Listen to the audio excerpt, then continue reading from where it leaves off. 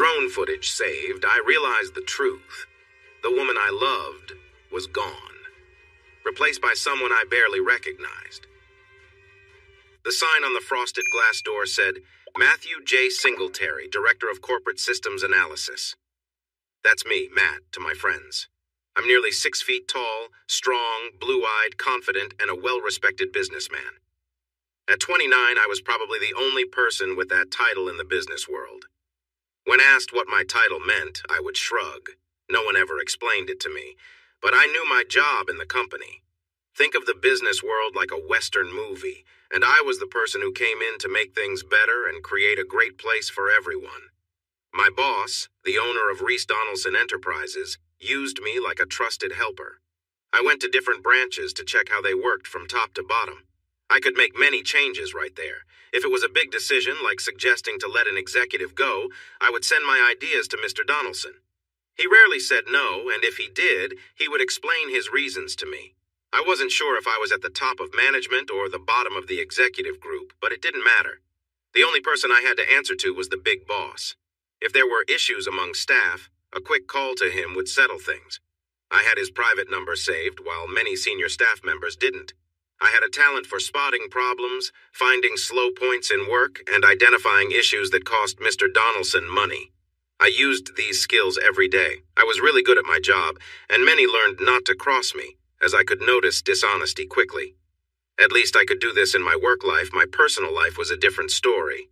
It was the day after Independence Day, and I was picking up everything I needed for the day into my briefcase.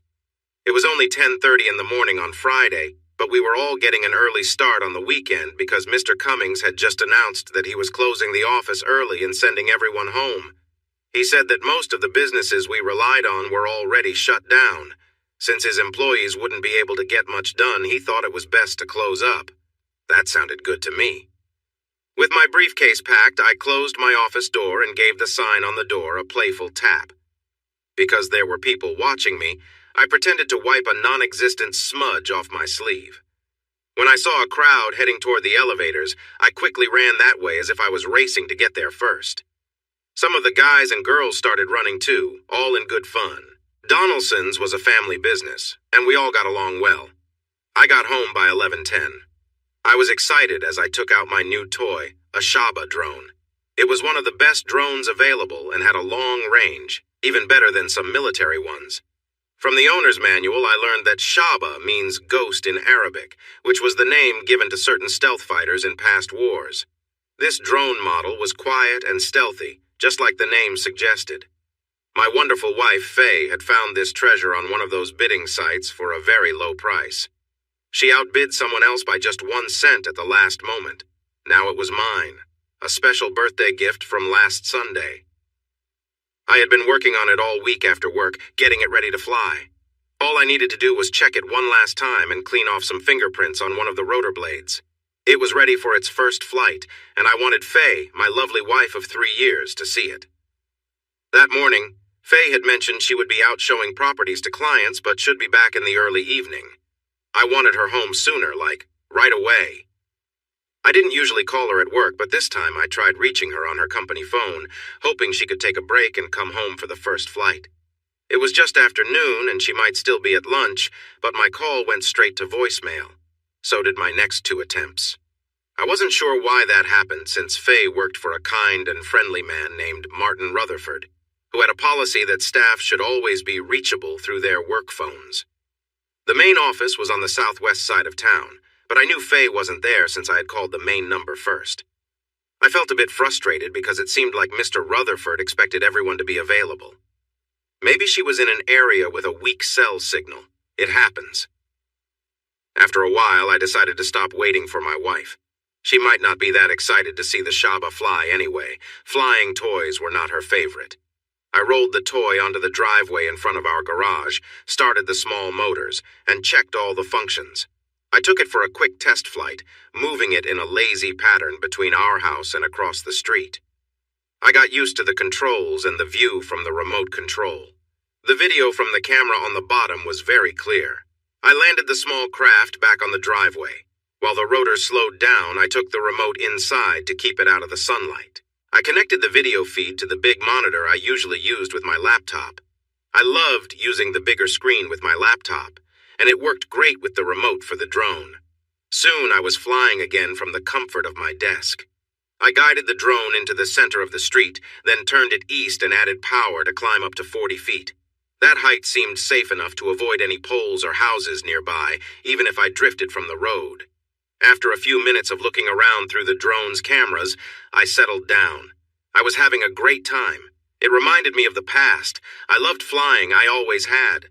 My Uncle Jake taught me to fly when I was a teenager, and I flew solo at 15 in a small plane. I earned a multi-engine certificate 2 years later to fly Uncle Jake's twin-engine Cessnas. Those were some of the best years of my life. Nowadays, renting even a small plane was really expensive. Times were tough for Faye and me, and I just couldn't spend money on flying. This little drone was the closest I could get to flying, and I loved it. I flew a few blocks without anyone noticing the drone above. It was very quiet, and it wasn't big enough to catch much attention. Most people tend to look only at things at eye level or below. They didn't see me, but I could see them. Kids were playing in their yards, adults washing their cars, and a golden retriever was getting a bath in one backyard and clearly not enjoying it at all. Everyone was busy with the everyday things people do on a warm summer afternoon. I paused the drone before a nice brick house just before the intersection and took the chance to practice hovering, then adjusting my height. I didn't want to keep moving east, as I would be flying close to the home of Miss Kelly Sanderson. The woman seemed around the same age as Faye and me, but some people joked that she had celebrated her 30th birthday for 4 years in a row. Who really knew for sure? What we did know was that she had recently gone through her 3rd divorce and was looking for a new partner, whether for something serious or just a casual connection, whichever came first. Kelly was known for being flirtatious. Everyone said that she followed through on her playful offers. In fact, last summer, her sister joked that Kelly would flirt with anyone, even something as strange as a fence post, if it promised her a nice dinner and drinks. I was the only guy who overheard that through an open kitchen window, and I quickly moved away. I didn't want to get involved further. Unfortunately, I did know that Kelly didn't seem to mind if the person she was flirting with was married or single. Kelly Sanderson made me uneasy. I made a quick left turn and started heading back west, speeding up a bit. No one seemed to notice the flying drone, even with the sound of it zooming by. I guided the Shaba west, crossing several streets until I reached the edge of our neighborhood and slowed down to a quieter pace. All the homes in our area looked quite similar. They shared a lot of the same design, with spacious yards, 2-car garages, and open layouts. The western side was known as the George Orwell neighborhood. These homes were slightly nicer than others, with 3 or 4-car garages and nice swimming pools in the backyards. I reached the cul-de-sac where the nicest houses in this part of the suburb were located. Beyond that was just open land, and I wanted to bring the drone back home to check on everything, see how long it would take to recharge after flying for so long, and a million other small tasks. I started to turn the drone around to bring it home. As it turned left and steadied on an easterly path, I caught a hint of color out of the corner of my eye, right in front of Taylor Henning's garage. I hesitated, feeling a frown forming on my face. I turned the drone back toward that flash of color because it reminded me of my wife's Lexus, the one we had bought a few months ago so Faye could impress potential home buyers. There was no good reason for my wife's car to be in this part of the neighborhood, especially not at the Hennings' house. But there it was. I recognized the car right away. It was my wife Faye's. Even before I got close enough to read the license plate, I knew. I zoomed in with my camera just to confirm, and sure enough, it was her Lexus. "What?" I muttered, feeling a pit grow in my stomach. Something wasn't right, and I had a sinking feeling that I wouldn't like whatever was going on. Movement caught my eye in the Hennings' backyard. Guiding my drone, I descended carefully, making sure to avoid any obstacles as I moved in closer. As the drone hovered above, I could see Faye down there by the pool with Taylor Hennings and his wife, Brianna. They seemed to be enjoying the warm summer day lying by the poolside. But there was something about the scene that hit me hard. The situation felt wrong, like a punch in the gut, and the sense of betrayal began to weigh on me. I took a deep breath, trying to get control of myself. The hurt was raw and my emotions churned inside me. After a few minutes, though, I managed to calm myself a little, just enough to watch without letting the anger take over. Surprisingly, I found myself detaching, like it was just some scene in a movie that didn't mean much. I didn't know how, but as time went on, I felt less of the pain, almost as if my mind was creating a barrier between me and the hurt. It was strange, but gave me a little relief, at least for the moment. Taylor didn't seem like much of a catch. He was starting to develop a noticeable belly, and I couldn't understand why Faye would choose him if she wanted to be with someone else. Brianna was different. She was fit and short, with brown hair and a pleasant face. She had a curvy figure. I didn't even know Faye was interested in women. It felt like I was kept in the dark, but I figured if she was curious, Brianna might have caught her eye. I could feel anger rising inside me. I let it build up as a way to cope with the pain. Feeling angry helped me process my feelings and think clearly. I was filled with rage. I couldn't understand why Faye would want to be with someone else when I thought our marriage was solid. I was 29 and Faye was 27. We had been together for almost 5 years, dating for one, being exclusive for another, and then getting married. Our 3rd anniversary had just passed. I believed our marriage was healthy. We spent time together and were intimate several times a week. There hadn't been any major arguments. I thought our connection was strong and didn't see why this was happening. My jaw was set tight as I tried to calm my racing thoughts. I needed to make a decision, and it was time to do so. I realized it was time to move forward, both literally and emotionally. There was no justification for my wife betraying me like this. If there was no force involved, I couldn't see a path to forgiving either her or Taylor. I thought it over, testing my resolve. Nothing convinced me that our marriage was still intact. Taking a deep breath, I decided to take the first step toward a new chapter in my life. I needed to let them know that their actions had consequences. I made sure everything was recorded from the drone's video feed, in vivid color and clear detail.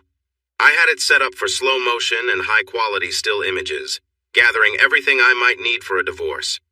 I wasn't naive. I'm aware that my financial situation was not looking good. A friend of mine had recently gone through a divorce, and I listened to him share his feelings many times. Nowadays, it seems like personal responsibility in marriage is overlooked in divorce cases, where everything is labeled no fault. Our society has moved on from making judgments about breaking marriage vows. It makes you wonder if this is truly progress. However, divorce isn't just about what happens in the courtroom. I felt a strong need to uncover the reasons for my friend's marriage troubles, so I started gathering what I could find out. I managed to get a drone closer to the scene, lowering it until it was just a few feet above the ground. I adjusted the camera to focus tightly on the group involved, wanting to capture every detail of the moment. It was clear they were caught up in what they were doing, completely unaware of the drone nearby. Suddenly, Brianna noticed the drone hovering above her. It must have seemed like an enormous bug buzzing close by. I decided to have some fun and moved the drone up and down. Brianna's reaction was surprising. Her mouth opened wide, likely in disbelief. My wife, Faye, turned her head to see what was happening. That was the moment I wanted to capture, an expression of surprise. Both women were clearly reacting strongly, even if I couldn't hear what they were saying. I wished the drone could record sound, but it wasn't equipped for that, which was unfortunate. Brianna suddenly moved, getting off the lounger in a hurry. In her rush, she tripped and stumbled, dragging part of the lounger with her as she fell into the pool. Faye was caught off guard by the sudden movement. My soon-to-be's wife, Faye, ended up falling into the pool, her mouth wide open as she screamed. Taylor Henning quickly got off Faye and tried to stand up to see what was happening, but he didn't get far. He noticed a large creature nearby and tried to run away from it. In his confusion, he stumbled and lost his balance. His foot slipped over the edge of the pool, and he fell hard onto the concrete, one leg in the water and the other stretched out in front of him. From the look on his face, he definitely felt pain. I couldn't help but chuckle at that. Maybe there really was a balance in life, some sort of fairness. Faye and Brianna were still in the pool, splashing around and looking confused. They seemed to be in shock and were not calming down. I felt a mix of anger and satisfaction as I raised my hand, gesturing at them even though they couldn't see me. I flew my drone higher and maneuvered it above the pool, moving it back and forth as if it were in a chase. The battery was running low, so I moved the drone back over the patio. I pushed the motors to their limit and made it dive as much as I could. Suddenly, the screen went dark, and I felt a bit of hope that maybe the drone had broken into pieces. Although I doubted it would happen, it was nice to imagine. I sat there staring at the blank screen for a moment, feeling a wave of frustration over my wife and her choices. Looking at the clock, I realized everything had changed at 12:38 p.m. on Friday, July 5th. It was a day that would be hard to forget. I had no idea where my marriage would go from here, and honestly, I didn't feel like I cared much at all. To my surprise, it took Faye almost an hour to get back home after being with Taylor and Brianna. We had shared this house for the last 18 months since we bought it together. I remembered how hard we had worked to save enough money for the down payment on our house. The mortgage payments were tough, but Faye really wanted it to show that we were moving up in our community. She was so happy when we moved in, and I was glad we had made that decision. Then Faye wanted a new car to drive around potential buyers, a $60,000 car. Looking back, Faye got the home she dreamed of, and I settled for an unreliable desktop computer until my company gave me a laptop. Faye got a fancy new car, while I had an old toy that someone else no longer wanted. Now, Faye was able to explore her own interests, and I was left at home wondering what had gone wrong in my life. As I waited for her, I went over the video I had made with the three of them.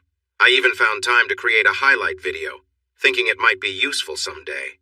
Faye stormed in looking furious. Her hair was still wet and hanging in her face. She wore the business suit she'd had on earlier, but it was damp in several spots. She seemed to have broken a heel, because she was limping with one shoe on and the other in her hand, the heel uneven. "What do you think you are doing?" she shouted, her face red with anger. Her eyes were filled with intensity as she glared at me. It seemed she understood what the damaged drone on the Hennings patio meant. After all the time that had passed since I sent it crashing down, I had begun to wonder myself. I raised an eyebrow. She was using a tactic I recognized well from my work, turning the conversation around to be more aggressive. Faye had clearly taken to heart the idea that sometimes the best way to handle a situation was to confront it directly. I couldn't help but smirk for a brief moment, which only seemed to make her angrier. "You could have hurt someone with that thing," she yelled. I just watched her. The woman I had married felt distant in that moment. Usually, Faye was an attractive woman, standing 5 feet 4 inches tall with shoulder-length brown hair that framed her heart-shaped face. I had fallen for her cute features and her charm all those years ago. But now the person yelling at me felt like a different person entirely. "What is wrong with you?" she screeched. I wasn't sure what I had expected from her, maybe a little understanding or a bit of regret. But I got nothing of the sort. I could fight back too, though. "You're being unreasonable," I shouted. "I'm just under 6 feet tall and I have a strong voice that carries well." She heard me loud and clear. It definitely caught her attention. "Go upstairs and wash up right now," I continued before she could reply. "And please use plenty of soap to make sure you clean yourself well." She didn't have anything on her face that I could see, but my words made her quiet quickly. Maybe a small part of her felt a bit guilty? Could she actually be feeling some shame? She turned away and went upstairs, balancing awkwardly on her one remaining high heel. I wondered why she hadn't taken both shoes off by now. "And Faye," I called out to her, softening my voice. "When you come back down, please be respectful, all right? You've disrespected our marriage enough for today, and I won't tolerate any more shouting from you, got it?" She didn't answer or nod, but headed up without pushing back. A moment later, I heard the shower start in our bedroom. Faye came back down in about 15 minutes, which was quicker than I expected. Maybe she wanted to get this over with, or maybe she was ready to explain herself. I wasn't holding my breath for an apology, though. If she was planning to apologize, she would have taken longer. I knew her well. My Faye doesn't like admitting she's wrong. She wore one of my old long-sleeved sweatshirts, a pair of blue jeans, and some sneakers. It looked like she was trying to downplay things, wanting to lessen the memory of what she'd done earlier. "Why don't you take a seat?" I said politely from the living room, pointing to the couch on the other side of the coffee table. I was sitting in my chair with my feet flat on the floor. She took off her sneakers in front of the couch, sat down, and tucked her feet underneath her. She opened her mouth to speak, but I stopped her. "I'd like to understand a few things, if that's okay," I told her. "First off, why did you suddenly decide to act out in such a way? Faye leaned back into the cushion, surprised. Excuse me? I added quickly. I kind of lost my cool for a moment there. I'll try to keep my voice down. I took a deep breath and let it out slowly. If you could please help me out, I said in a very polite way. Could you tell me why you decided to end our marriage by being with someone else, 2 others, actually? And how long has this been happening, if you don't mind sharing? Matt, I'm really sorry you had to see that at the Hennings, Faye said calmly. I picked up on that. People in my job often choose their words carefully. You're saying you're sorry I saw it, I replied sharply, but you're not sorry you did it, is that right? I interrupted. Faye's expression tightened. Honey, she said, avoiding my question. She returned to her earlier point. This doesn't have to be the end. We can get through this and even improve things. I should have talked to you sooner. I realize that now. She leaned forward on the couch. Listen, Matt, we both had experiences before we got married. We know that. I haven't done anything with Taylor and Brianna that I didn't do before, mostly with you, okay? She paused, watching me carefully for my response. Look, all we need to do is adjust a few things and everything will be fine. She was looking at me closely. I clenched my jaw and stayed quiet. Honestly, I wasn't sure where she was going with this. Still no sign of an apology, just that she regretted I found out. I motioned for her to keep going. And I'm not what you called me earlier, she added sharply. Don't ever say that to me again. I stayed silent. It was just a casual thing, she explained. Oh, come on, I blurted out, slapping my hand on my knee. I shook my head in disappointment. I read about this kind of situation. Did you know there are many websites where people who've been hurt gather for support? I asked her, more to myself than expecting an answer. Apparently, it was just casual is one of the most common excuses people use, I continued. I was hoping for something better.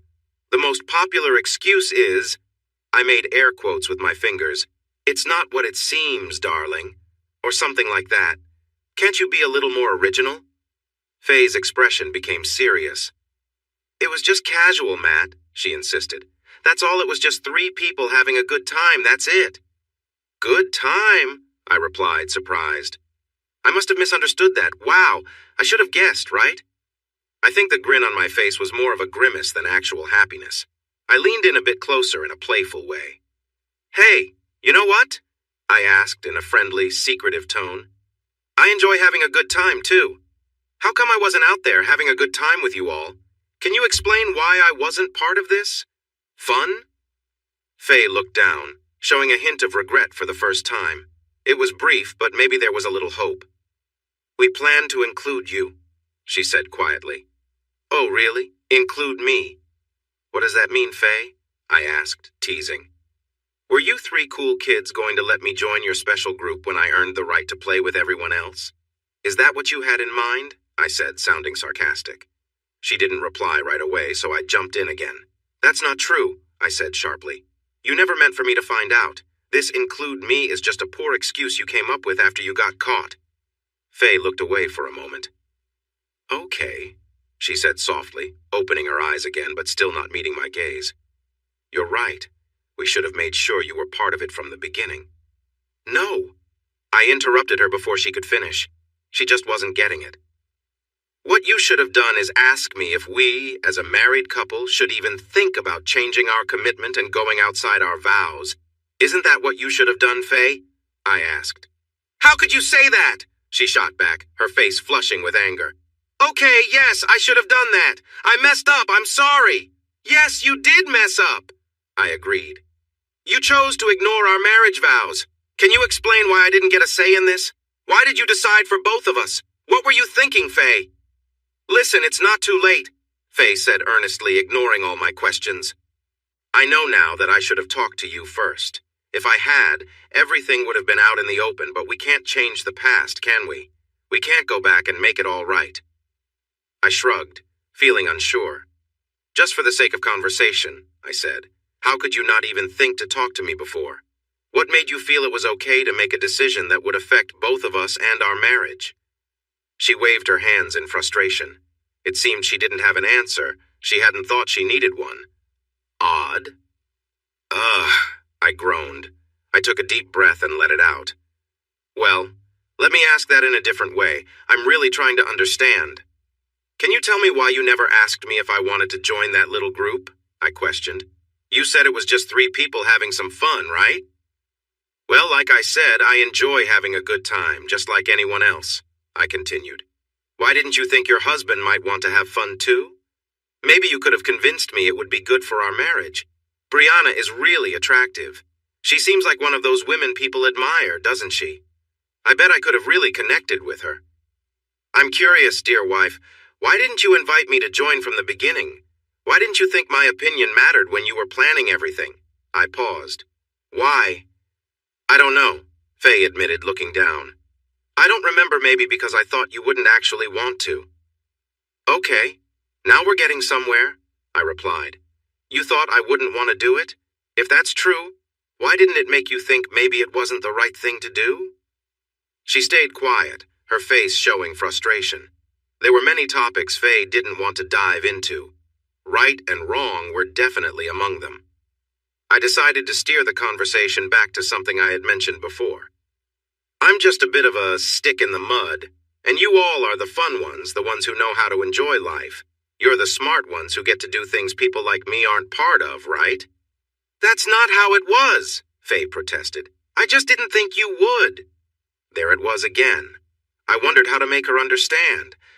Okay, so you didn't think I would want to join in, I said slowly.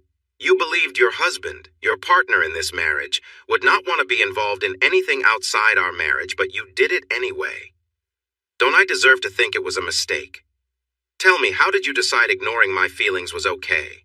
Faye could see where my questions were leading. She really didn't want to go down that path and shook her head in annoyance. She tried to regain control by shifting back to her own thoughts.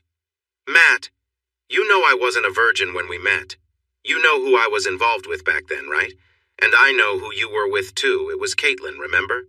The girl you were seeing when I first met you, see? She paused, watching me.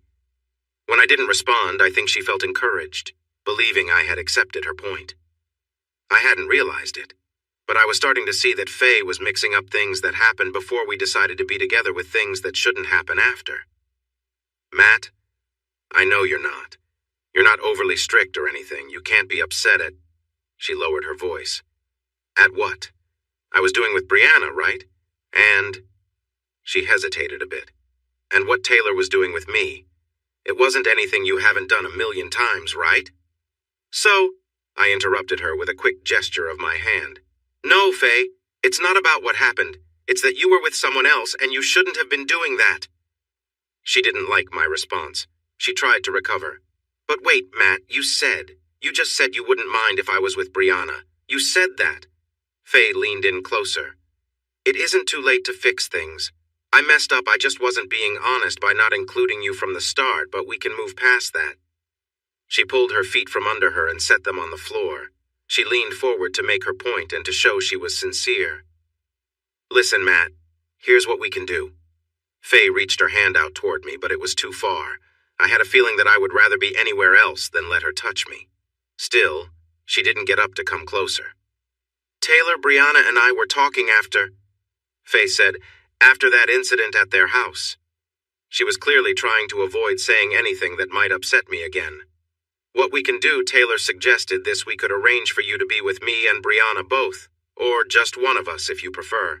And for 3 months, Taylor won't see anyone except his wife to make up for the lost time. Her voice faded off. I wondered if she was realizing how inappropriate that sounded. So, I take it 3 months is how long you've been seeing each other, right? I asked. Faye nodded just a little. Is that correct? 3 months? My irritation was growing. Answer me! I raised my voice when she hesitated. Yes, just 3 months, Matt. She paused. So, what about it? Can we fix this and move on? Want me to call Brianna right now? She asked, almost pleading. Good grief, no, I replied sharply. I wouldn't even want to be near that person right now. Not at all. I'm not sure what problems and issues you might have after spending time with those 2 people. Faye sank back against the couch, surprised and confused by my words. Before she could respond, I pressed on. Why did you go behind my back, Faye? She didn't reply right away, still taken aback. Why? I asked again, leaning forward in my seat. Faye's eyes widened in surprise.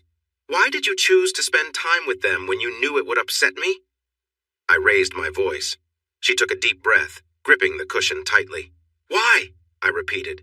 Faye shook her head as if trying to clear her thoughts. Please answer me. Why? I raised my voice again. Because I wanted to, she shouted back. Why can't you understand, Matt? I wanted to break free from this situation we're stuck in. It was exciting to do something different, she continued. I did it because I wanted to. This is my life, she said, gesturing to herself.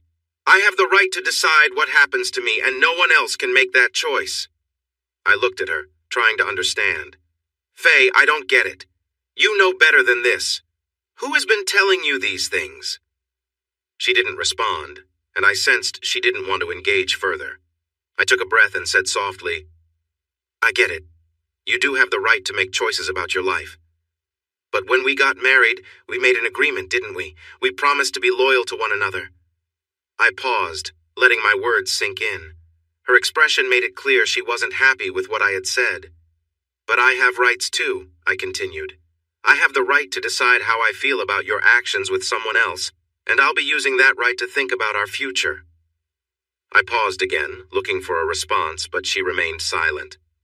Just so you know, I said casually, I'm thinking our marriage might not last much longer. From where I stand, it feels like you've ended it, and I don't know if we can rebuild it. She looked stunned, her face frozen in disbelief. It seemed she hadn't thought I would consider a separation because of her choices. That surprised me. I knew she was much smarter than this. I just couldn't understand her point of view at all. Since she didn't have an immediate response, I decided to keep talking. So, is that all there is to it? I asked calmly. You have no sense of responsibility and no respect for me as your husband, your partner in this marriage. You didn't even think that husbands and wives shouldn't deceive each other or go behind each other's backs, did you? Nothing at all? She shook her head, and tears began to flow. But I could see they were tears of frustration, not regret. So it's just, if I want to, I can do it, right? I continued. You think you can be with anyone outside our marriage, no matter how I feel or what anyone else thinks? Just I wanted to do it, and I did it because it was fun? That's what you're telling me? She didn't respond. Wow, I said with feigned enthusiasm. That really sums everything up in one messy little package, doesn't it? How dare you? My soon-to-be ex yelled. She was done. She rarely liked being cornered, especially when she had to explain herself. Faye jumped off the couch and headed for the stairs. In her mind, none of this was her fault. I was the immature one, ruining her fun. What I felt was anger. Remember, Faye, I shouted at her retreating figure. You wanted to do it, and you did it because it was fun. Don't forget that. I got up from my chair and walked into the office where my laptop was open on the desk. I had the answers to my questions, I guessed. There was no real regret, maybe a little, but not much. Faye claimed she was sorry for not sharing her actions with me from the start, but I wasn't so sure. Her regret might have been mostly about getting caught. Faye had been hiding things from me for at least 3 months, and I had no idea what was happening. She could be lying about how long it had been, and I had no clue if those people were the first to be involved with her. It seemed likely that Faye was still not being honest. She wanted me to forgive and forget. In fact, they all wanted me to stop being angry. Brianna even offered to share experiences with my wife and me to make up for lost time. Meanwhile, her husband was supposedly okay with not being part of it. It seemed like they wanted everything to go back to normal without facing any consequences. They didn't want anything to come out into the open. They all knew, even if they hadn't talked about it, that their family and most of their friends wouldn't agree with what they were doing. They wanted to keep it a secret, but because of that, I felt like I had to let it be known. I hadn't been completely honest with Faye. I hadn't shared something else I found on those websites where people offer support to those who have been hurt by cheating. The statistics I mentioned were there, but they also suggested revealing the affair to everyone and making sure everyone understood what the cheating partner had been doing. It was supposed to be the first step toward fixing the relationship. I might not have known how to fix my marriage, but I could definitely expose the truth. I had most of what I needed already. I had looked over a short video taken by a drone and knew which parts I wanted to include in a brief clip. There was a moment when Faye looked up at the drone, probably confused about what was happening.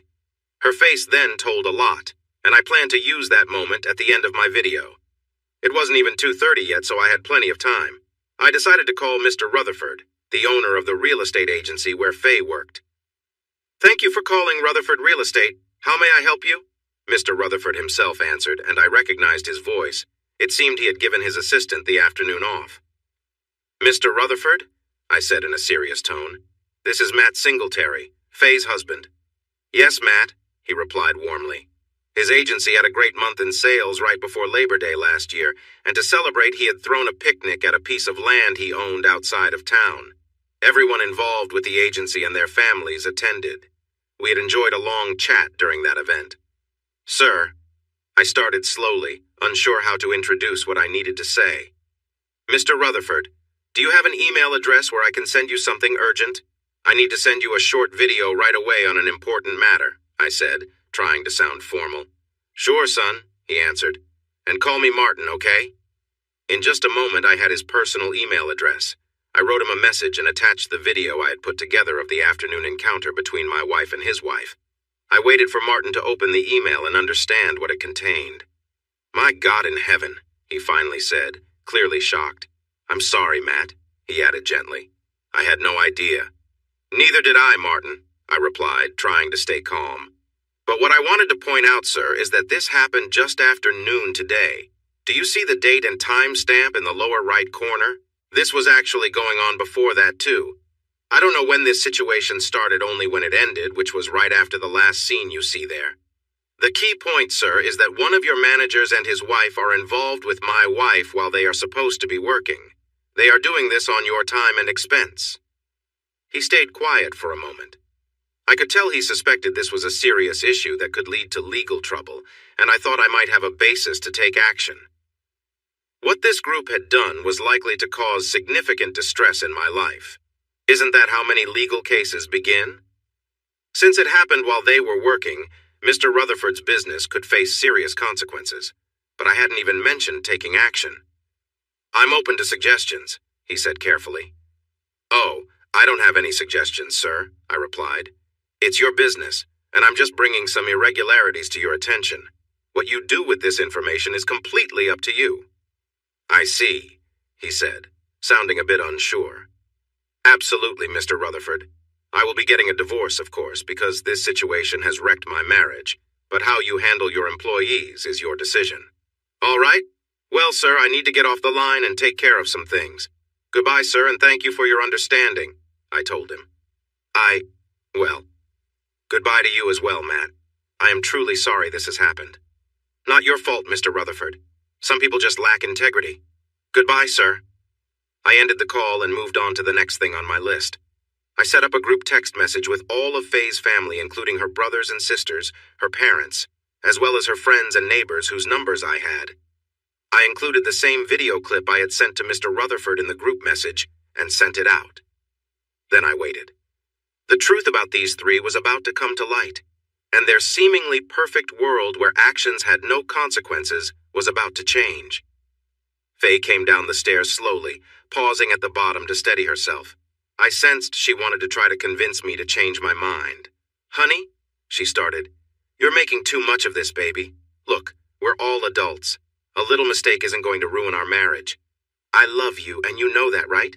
I would never do anything to hurt you on purpose, dear. I got things mixed up. I understand now that I should have talked to you from the start. I'm truly sorry, and I want to make things right with you in every way I can." I sat back in my chair and waited. I wasn't really listening to her words. Nothing she said could change what had happened. Then the phone in the kitchen rang loudly.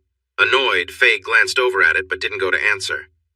"I think you should take that," I said without much feeling. "It's probably for you." Faye moved to the kitchen doorway, picked up the phone, and put it to her ear. "Oh, hi, Dad. I can't talk right now. Can I call you back?" I expected Mr. Rutherford to be the first caller, but her father was quicker. I could hear him yelling even from here. "What are you doing, Faye? What's this video of you with that person out in public?" It wasn't actually a video, but Faye's father was from a different time. Faye turned and looked at me, shocked. She seemed frozen, not even breathing for a moment. It felt like her world was crumbling around her.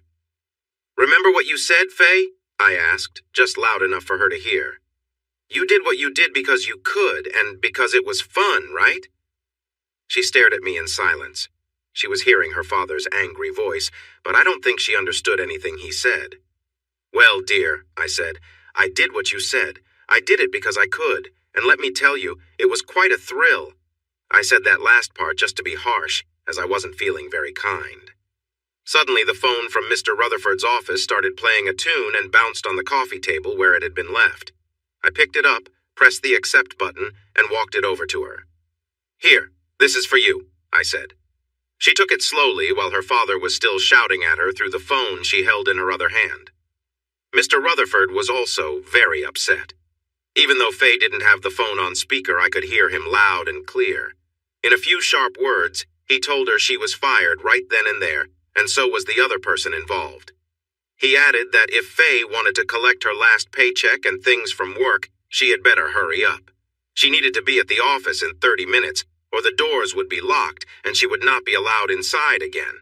He would send everything to her by mail. I turned and stepped out the front door to back my 12-year-old Land Rover up to the porch. I was going to load a lot of my things into it soon, and I wanted to make the distance as short as possible. I didn't mind the marks the big tires would leave in the grass between the driveway and the porch. I didn't live here anymore, so the lawn was no longer my concern. A couple of minutes later, Faye ran out of the front door shouting, "You jerk!" loudly. She repeated it several times before getting into her car, starting it, and driving away fast. I scoffed. My parents had been married for 3 years before I was born, so I definitely was not a jerk. But I really didn't care about her opinions anymore. My phone beeped a few times in quick succession. Because I had sent the video to many people in a group message, their replies were coming in fast. A quick look at some of the texts showed that Faye was getting a lot of criticism from her brother, sisters, and other relatives, friends, and neighbors. I packed up all my clothes and some personal items. They made a small pile that fit easily in the Land Rover. On my last trip through the house to check for anything I might have missed, I put on a holster, checked the .45 caliber Glock Model 38 I usually carried, and tucked it under my shirt. The house now felt unwelcoming. I would carry from now on. When I was done, I called my mom and dad and shared a brief version of what had happened that afternoon. I asked if I could stay with them for a while. Their only question was whether I would arrive in time for dinner or if they should keep something warm in the oven. It felt good to know there was someone I could rely on in the world. Looking back at that day and the week that followed, I was surprised by how quickly things escalated. Cocked pistol, indeed. That's what the armed forces call high-alert operations. With Faye showing no regret, thinking about working on the marriage didn't even slow me down on my decision. It wasn't even a thought on my mind. I didn't spend time debating what I needed to do. Being able to solve problems quickly was one of my most valuable skills at the firm where I worked. Where some people wanted to discuss everything endlessly and think about every possible outcome, I preferred to make decisions and act on them. Most of the time, what I chose turned out well. Sometimes, looking back, I could see I hadn't chosen the best option, but I always felt my choices were better than wasting time. It saved our company both time and money that could have been lost while searching for the perfect answer. Faye thought I was blowing things out of proportion. She believed she could make decisions about our marriage without considering my feelings or how it would affect us. That wasn't fair. I didn't hesitate to choose a path. I followed my instincts. Whether it was right or wrong, I acted on what felt appropriate for me. I heard the saying that there's a thin line between love and hate, and perhaps that's true. I was shocked to see that my love for Faye had dimmed significantly by the end of our talk. Any remaining kindness I felt faded quickly in the days that followed. I remembered loving her, but that feeling was like a sound echoing through mountains. It begins strong, but as it bounces off the rocky slopes, it becomes softer until it disappears entirely. I decided that the best solution was to get a divorce. I wanted to escape the burden of the large house we had bought together, along with Faye's costly car, so we could live our separate lives. My main goal was to ensure we both kept our credit ratings as good as possible. A couple of weeks after I shared my concerns, I called Faye's dad, who was still angry with both of us for what he called my showing off. Eventually, I managed to calm him down and talk about what would be best for Faye and me as individuals. He understood why I didn't want to try to save the marriage, even if Faye was willing. It made sense to sell the house quickly. I could have kept up with the mortgage by living on very little, but I wasn't interested in doing that. I would leave my job and search for rattlesnakes in the Big Bend area before I would pay for a home I never wanted. Faye, as a new real estate agent, had a very small salary and made money only when she sold a property, which hardly ever happened since her commissions went to more experienced agents. After the day, she lost her small income and couldn't keep the house anymore. It wasn't hard to convince Faye's dad that we needed to sell the house quickly. If I ran out of money and stopped paying the mortgage, the house would go into foreclosure. This would hurt both of our credit scores for a long time. The same went for Faye's fancy car. I told her father that I couldn't make the payments for the Lexus, and since Faye couldn't either, we had to sell it fast. We didn't have any equity in the house, and we owed more on the car than it was worth. But making these tough decisions now would help us later, after our marriage ended. Faye's dad agreed with me and managed to convince Faye. I think he made it clear to her that if she didn't go along with the plan, I would just leave, cash out my retirement savings, and disappear, leaving her to sort everything out. In the end, we managed to sell the house fairly quickly. I had to cover some costs for the realtor that I wouldn't usually pay, but it wasn't too bad. I traded in Faye's Lexus for a 6-year-old Ford, paid the extra cost in cash, and gave her the car title. This way she had some transportation, but she would need to pay for insurance and maintenance herself. I felt that was fair for what I could do. When everything was finished, I had the rest of my retirement savings and my share of what little money we had left in our accounts. The best part was that I had no large debts hanging over me. Mission accomplished. We opted for a do-it-yourself divorce since neither of us could afford a lawyer. I completed the paperwork and tried my best to divide our things fairly. I was somewhat surprised when Faye quickly accepted what I'd proposed, especially after how unreasonable she had been before. Someone, likely her dad, had probably explained that arguing over our limited belongings wasn't worth it. Luckily, we hadn't had children, so there was no need to figure out custody or support. Spousal support wasn't an issue either, as we hadn't been married long enough for it to apply. The DIY divorce cost just a couple $100s and had a quick waiting period. So 4 months, 1 week, and a few days after I found out about Faye's actions, the divorce was finalized. I stored away all my feelings and memories from my broken marriage, locked them behind a door in my mind labeled, "Faye, do not open," and began the next chapter of my life. That Christmas, not long after I received the final papers, turned out to be quite nice. I spent it with my mom and dad. It was quiet, but really good for the soul. We exchanged gifts, enjoyed a big turkey dinner, and later visited friends and a few relatives. A week into the new year, I decided to leave my job with Reese Donaldson. It was a good place, and I was treated well there. Mr. Donaldson offered me a high salary to stay, thinking I had another job lined up, but I had to say no. I explained that I wasn't looking to move to another company. I just wanted a different path in life. He understood, though not easily, and threw me a great farewell party. He told me to reach out if I ever changed my mind. By Valentine's Day, I found myself without a job, unsure about my future, and surprisingly content with my life. I sat at Mom's kitchen table, watching my dad skillfully carve a mountain lion from a large piece of wood while Mom cooked dinner. Dad was fantastic at wood carving, and Mom could easily have been a chef if she had wanted to. They were both very important to me. Dad wasn't my biological father. He was actually my Uncle Tom, my dad's younger brother. My mom was his wife, Leah. They took me in after my parents died in a car accident when I was 9. Tom and Leah had no children before they took me in, and I was still their only child. One of them wasn't able to have kids. They never wanted to find out why, thinking that knowing could cause blame and hurt in their relationship. They loved each other too much to let that happen. They showered me with kindness and care. Their love helped me cope with losing my parents. It wasn't easy and took time, but eventually I healed. Dad, Uncle Tom, was known as a tough sheriff when I came to live with them. He worked hard to clean up his county from troublemakers and to keep the peace. He served as sheriff for just over 21 years before he retired. The first time I saw him get emotional was the day he took me to school in his patrol car. I proudly introduced him to everyone at school as my dad, and I truly meant it. Once, Aunt Leah helped with a dance when I was in high school. I made sure to let everyone know I was going to ask my mom to dance before even thinking about asking any of the girls. The girls and teachers thought it was very sweet. To me, it was just a way to show everyone how much I cared about my mom.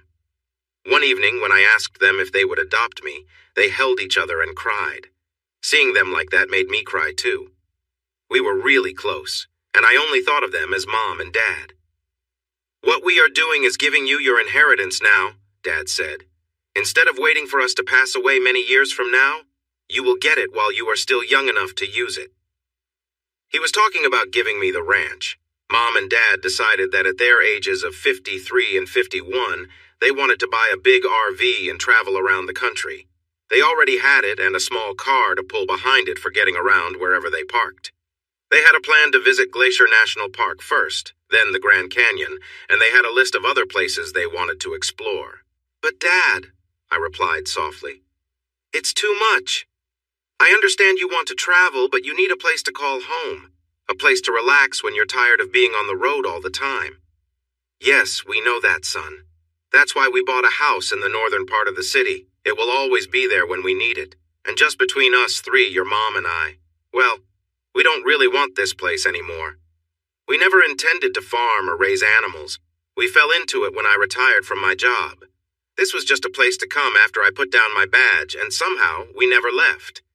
Now's our chance, you see?" "Oh, I get it." I pretended to be offended. "You don't want it anymore, so I get the ranch, and I'm stuck here, is that it?" "Nope," Dad said calmly. "The land is worn out and not good for farming anymore, and most of the springs have dried up. So raising animals isn't possible either. But oil companies keep showing interest. A few have already made offers and will come back. This time you can sell and get a good price." I thought it over.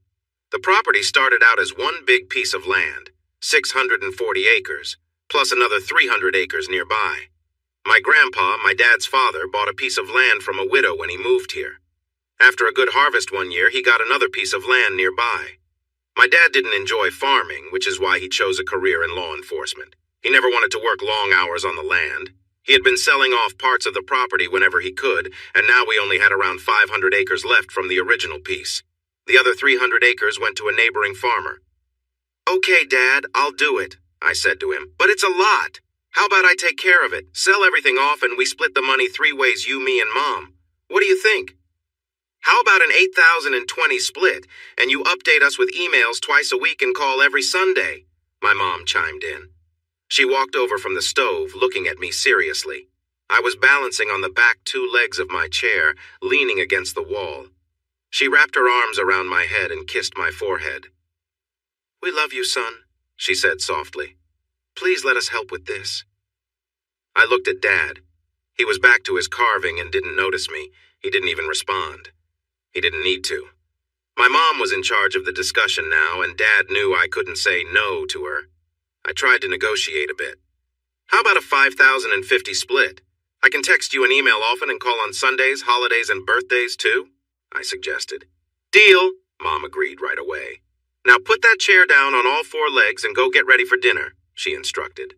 She glanced at my dad. "Tom."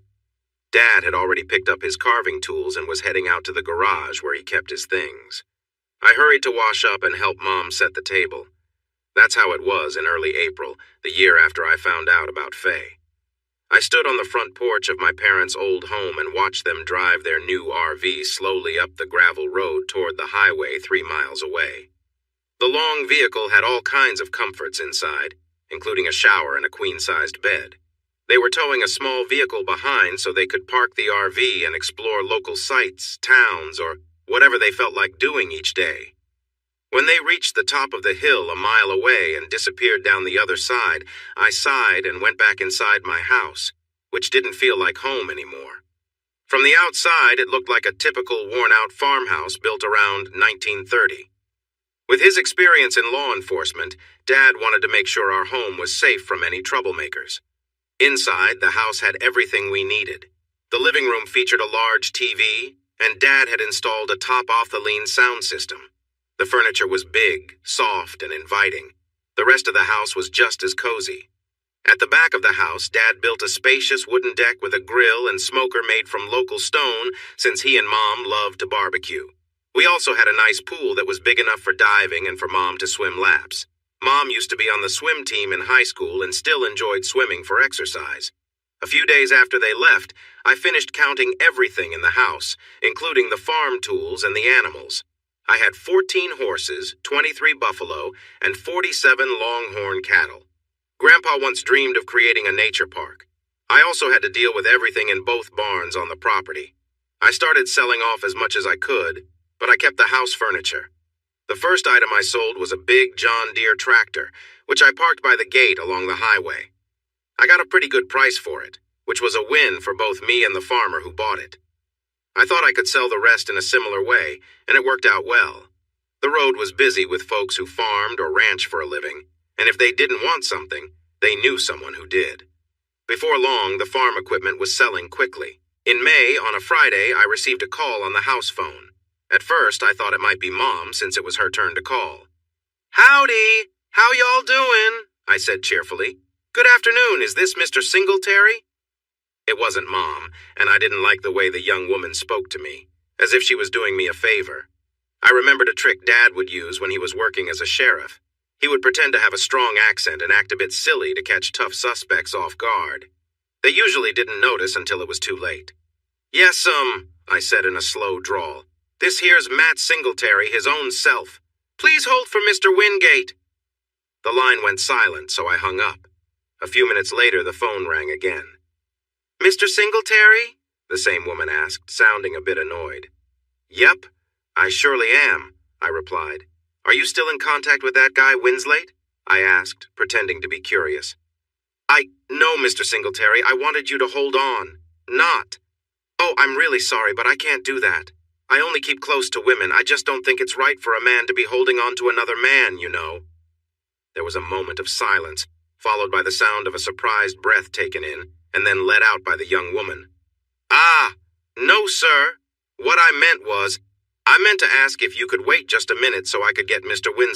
Mr. Wingate, on the phone. Would you mind doing that?" "Oh, sure. Yes, ma'am, I can do that. How far do you have to go to reach him?"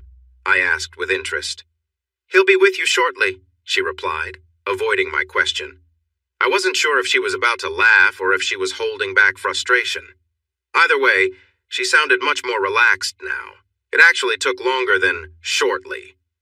I figured she was probably explaining our earlier conversation to Mr. Wingate so he would understand what was going on. "Good afternoon, Mr. Singletary. I'm George Wingate with Christopher Stamp and Presley. How are you today, sir?"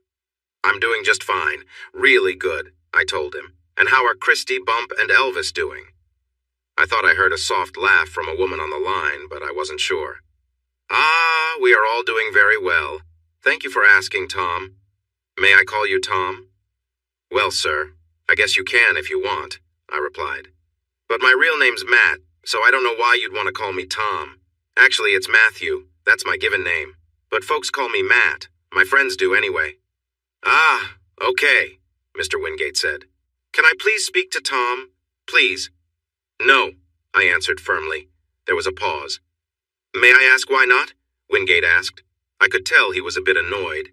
"He's not here," I replied. There was another silence. Before Mr. Wingate could say anything else, I decided I had taken this short answer thing as far as I could. Honestly, I was starting to feel a bit bored with it. My dad gave me the whole ranch, signed it right over to me, and then he left for a trip who knows where. He and my mom both. Do you want me to pass along a message when I hear from them? Well, no.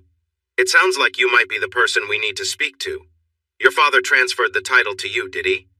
I hadn't used Dad at any point, so I knew he was trying to get under my skin. I couldn't help but smile. Yes, sir, he sure did, I told the pretentious Mr. Wingate. Wingate. Yes, well, Matt, he continued, a team from SunCloud Petroleum was near your land a few days ago. They noticed you are selling some of your farming equipment, and we were wondering if... Oh, I'm really sorry, but the John Deere is already sold to Mr. Jenkins down by Whisper Lake, I interrupted. Same goes for the hay baler and the big plow, but I have a bunch of other things I could sell you if you're interested. No, Wingate interrupted me firmly. He paused for a moment. Matt, we were actually hoping to set up a meeting with you to talk about selling your ranch. That's what you are doing, right? We represent SunCloud, and I assure you we would offer a very fair price for your land. Can we offer you a round-trip ticket to Oklahoma City from your nearest airport? We can discuss everything in detail then. Why would I want to go to Oklahoma City? I asked, feeling confused. Well, that's where SunCloud and our office are based, Mr. Singletary. Oh, really? I laughed. You had me worried for a second, I told him. But I can't fly on those airplanes. I get really sick if I try, I explained.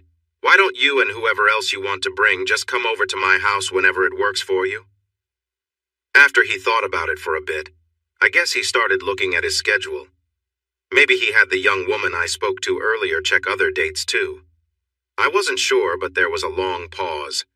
Eventually, he returned and we agreed that the following Thursday would work for them to come over and meet with me. I'm sure it was so they could easily persuade me. I had a feeling his idea of a fair price was one that would favor him and the oil company. I took a break before calling my lawyer, who specialized in selling big properties. He was knowledgeable about land and mineral rights, and I already had him on retainer and ready to help. In the middle of June, we had our third meeting with Mr. Wingate and several lawyers from the law firm representing SunCloud Petroleum. Sitting next to me was my lawyer, along with several other attorneys who were listening through his laptop's camera. I never saw them, but they could hear everything. They only spoke to my lawyer through a small earpiece. I almost introduced my lawyer as Jed Clampett to the people Wingate brought with him, but I thought that might be a little too much. I held back from calling the swimming pool the cement pond, even though I was really tempted to do so. I didn't want to give away my thoughts, and even someone as clueless as Wingate might notice. The meeting was going well from my perspective. Wingate's law firm, representing SunCloud Petroleum, had made better offers during our previous meetings and calls. In their last conversation, they had presented an offer that made Carl Patterson, my lawyer, smile with satisfaction. Carl seemed ready to play a character and was a little disappointed when I refused to go along.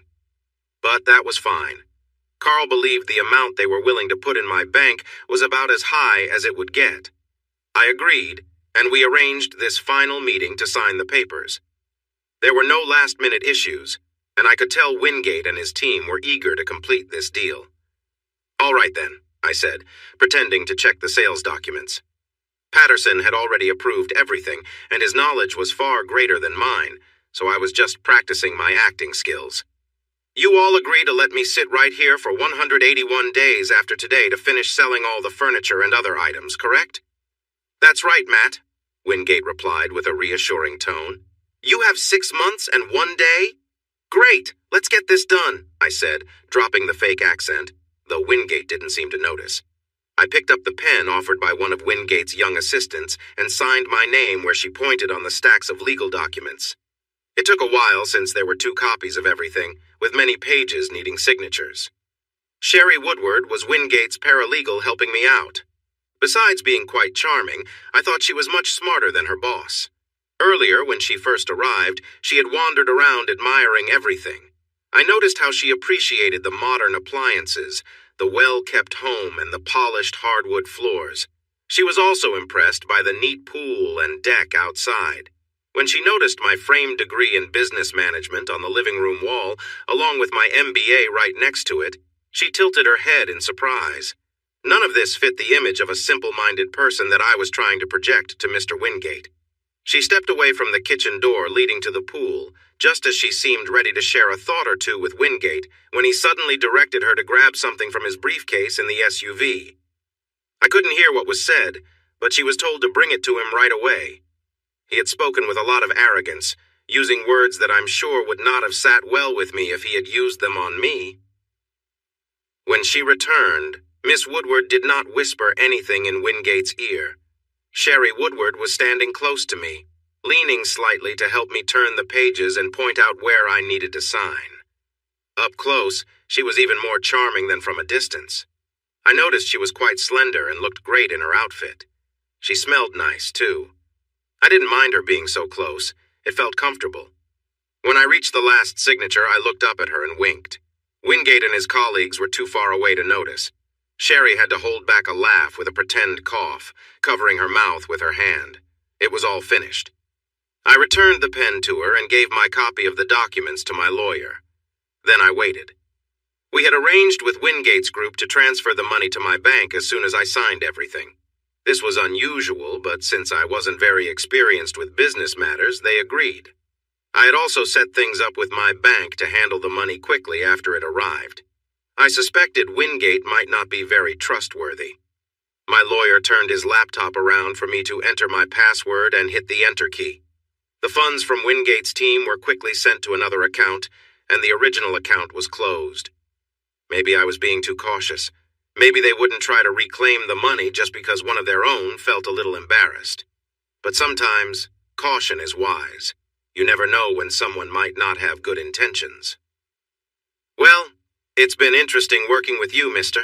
Wingate, I said, thinking of him as old numbnuts. I extended my hand as I stood up. Just for your information, Mr. Wingate, not everyone who speaks with a Texas accent is lacking in intelligence. Sometimes it's just a way of talking. I could see that he started to understand.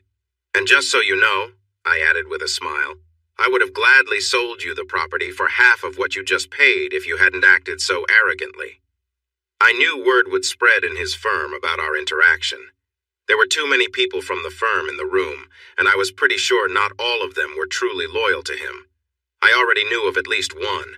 I realized it was a bit petty and childish, but it felt good. They all walked out the door to their big black SUVs, some of them trying not to smile. One guy barely held it together until Wingate closed his backseat door, then he let a big smile show. Sherry lingered a moment and stopped just inside the door, so I whispered an invitation for dinner. She nodded and gave me a slip of paper with her phone number and the name of the hotel where they were staying. Sherry and I had a lovely evening. I took her to the best restaurant in town because I could afford it now. After that, we went to a nightclub in the city that had a mix of music, including slow dancing, which was so much fun with Sherry. When we returned to my home, we talked about Mr. Wingate for a long time. Well, we did that over breakfast, actually. We were occupied when we first came back from the club. I wasn't sure what I wanted to do with my life from then on, but I was certain that flying would be part of it. I took refresher courses to reactivate my pilot's certificate, including an instrument ground school, and flew with an instructor for a while to get back in shape. My Uncle Jake, my mom's older brother who taught me how to fly, had passed away 6 years ago and left all his belongings to my mom. This included 5 small planes parked behind what we called the North Barn, about 3/4 of a mile from the house. I hired a group of aircraft mechanics to work part-time fixing all 5 to get them ready for inspection. It didn't take long. I was paying them well, so they had plenty of free time to work on my planes. The 5 single-engine planes passed inspection easily, and I started selling them to dealers, except for one that I sold to a man with a private pilot's certificate who wanted to fly more without high rental costs. I gave him a special deal because he reminded me of myself. I didn't make much money selling Uncle Jake's planes, but I wasn't expecting to. Finally, I had just one plane left, and I wasn't even trying to sell it. I loved taking it up for an hour or two, just me and the plane. I was sitting at a picnic table in the shade of a big pecan tree, outside what looked like an old building with a small sign out front simply saying, Jesse's. To the locals who visited the place, no further explanation was needed. Jesse was an elderly black man who seemed like he had just been freed from a difficult life on a plantation. No one knew his exact age, but it didn't matter. Jesse served the best barbecue around, known only to the locals and a few visitors from the city. Late August in Texas is hot for sure, but just before noon, with a nice breeze under the tall pecan trees, it was quite comfortable. A light, tasty smoke rose from the smokers in the back, making people hungry for miles. Despite how it looked from the outside, the place was very clean, and you could easily eat off the floors. I visited often since it was on the best road between the city and my parents' home, my home now. It was still strange for me to think of it as mine. Today, I wasn't heading anywhere in particular. I just really wanted some of Texas's famous brisket, so I borrowed Uncle Jake's old plane, a Cessna 172, to get to Jesse's. There was a big stretch of grass beside the well-kept area around his business, and he was perfectly fine with me landing there. Outside, there were several picnic tables under the trees, and I was sitting at one, enjoying the day and a delicious lunch. I was finishing a large brisket sandwich with some barbecue sauce dripping down, along with tasty borracho beans and mustard potato salad. As I ate, I thought about going back inside for a slice of pecan pie that Jessie made fresh every day. I figured I was working hard and burning off the calories, so a little pie wouldn't hurt at all. That was my plan, and it made sense to me. I wasn't paying too much attention to what was happening around me. I noticed the cars passing by on the old road to my left, but I didn't really look. The heat waves rising off the asphalt were distracting. I did notice when a few cars filled with young people arrived, but I didn't feel like checking them out, even though I could hear some lively voices. Even though I was just over 30, I didn't feel I had much in common with those who were much younger. I focused on my meal while glancing at the entrance to Jessie's place. The brisket melting in my mouth was taking up most of my thoughts, along with mouth-watering images of pecan pie. I heard voices from 2 tables of young professionals, but I didn't pay much attention until one comment stood out. "You're just going to go over there and sit with that cowboy?" said a voice I didn't recognize. "Really? What if—" Someone else responded in disbelief. That caught my interest. I was wearing an old pair of cargo shorts, a faded blue shirt, and sturdy hiking boots, topped off with a cream-colored Stetson hat, common in rural Texas. I looked around to see if anyone else was the subject of that remark.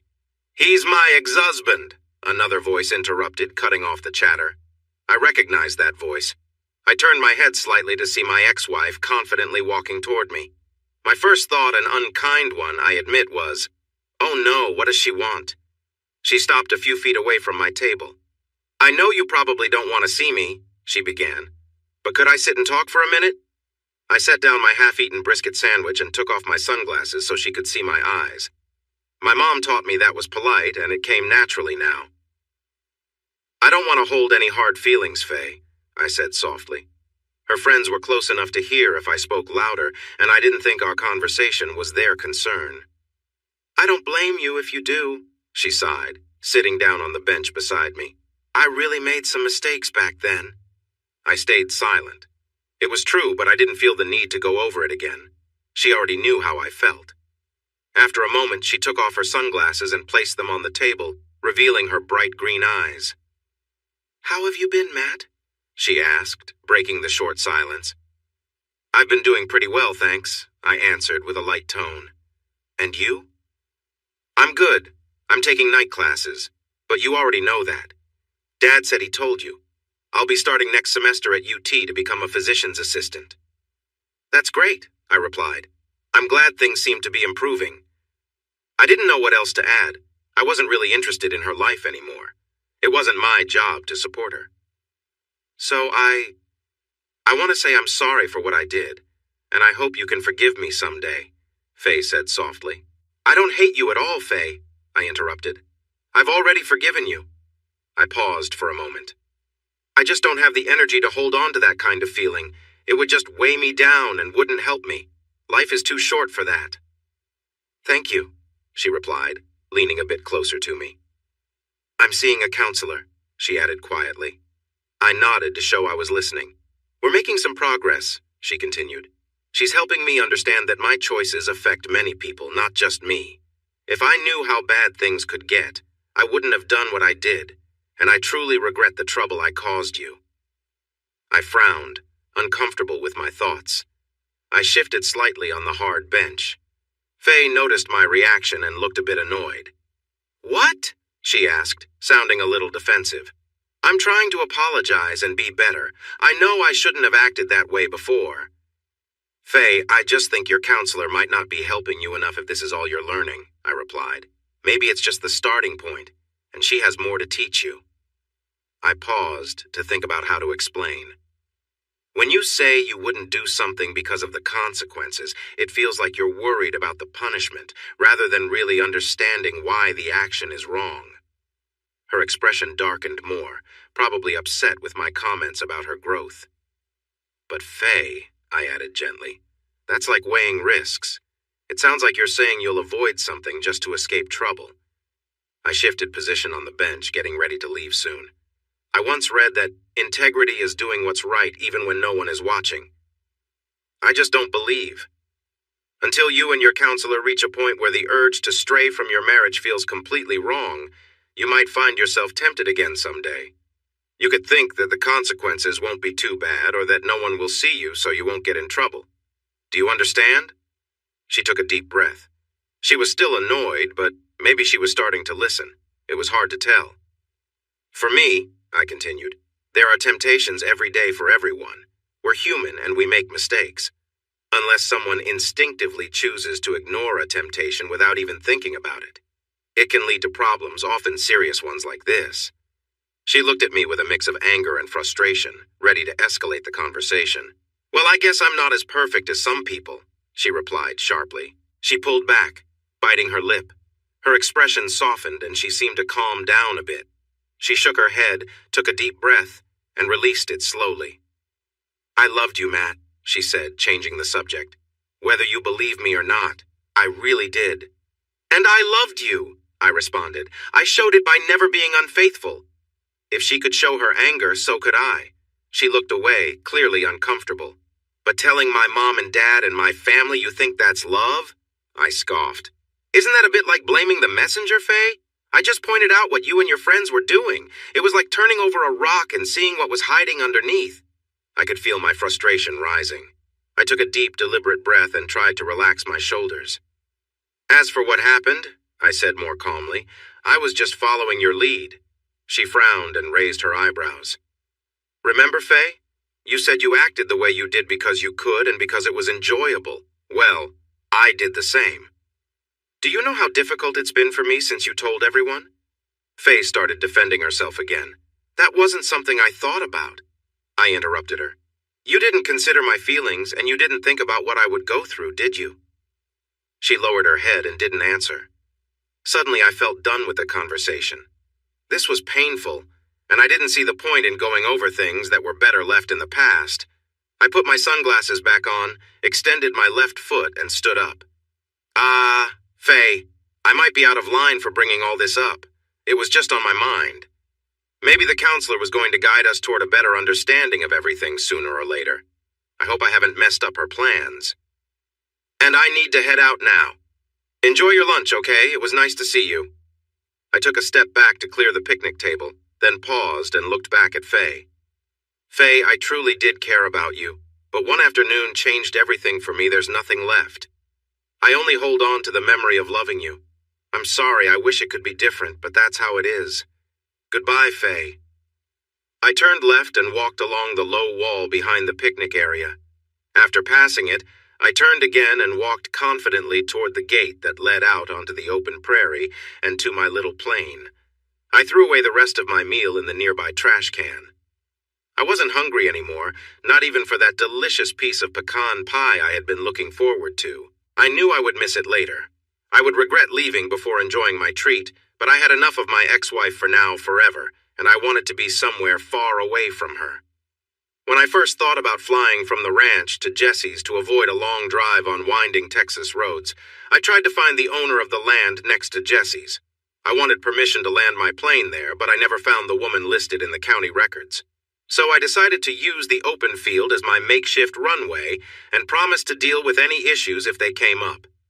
If the owner ever complained, I would stop using the land and apologize sincerely. Jesse's place was separated from the vast prairie by a barbed wire fence that had a gate about 15 feet long, not far from Jesse's main entrance.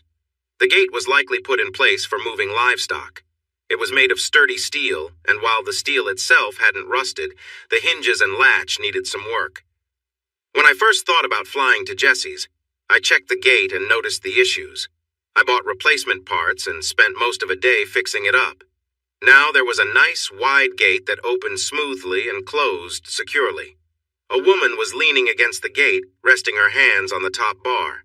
She had beautiful, shiny black hair that flowed down her back. I felt a strong desire to run my fingers through it. She was of average height, around 5 feet 6 inches, and had a slender build.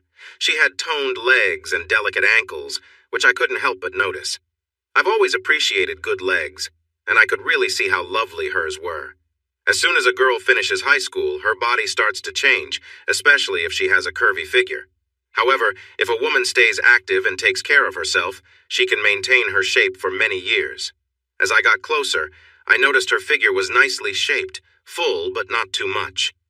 I smiled, feeling grateful for the moment, letting go of memories of a frustrating conversation with my ex-wife.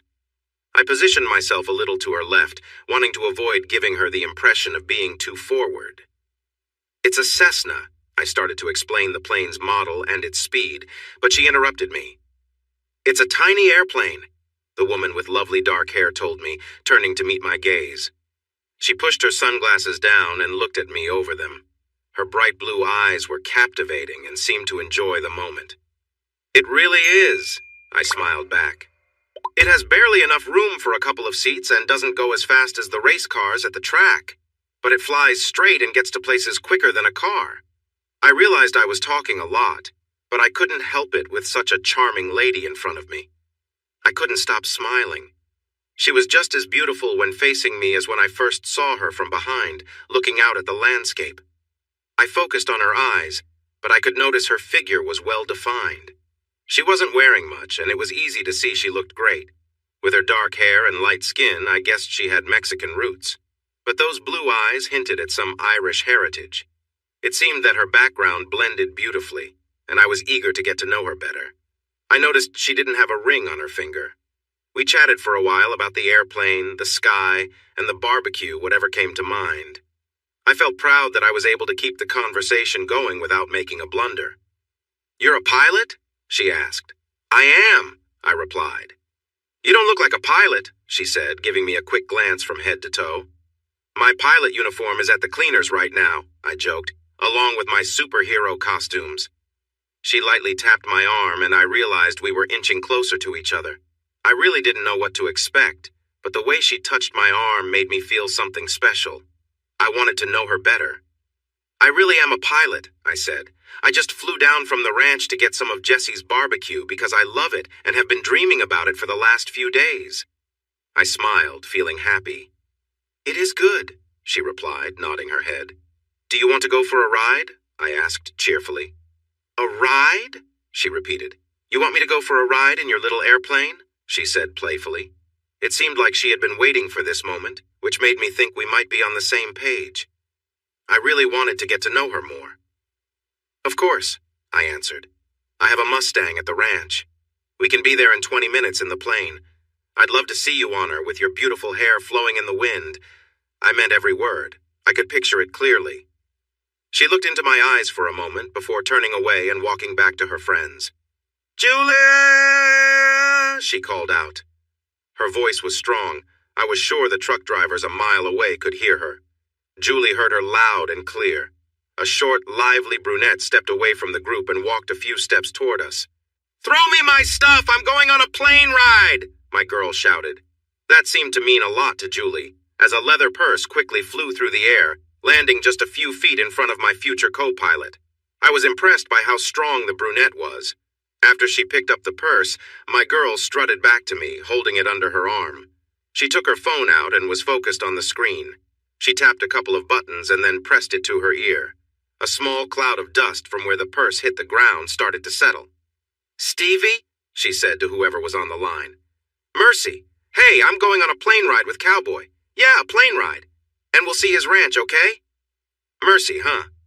We hadn't introduced ourselves yet, so I was curious. I still didn't know who Stevie was, but I recognized Julie as the girl with the impressive throw.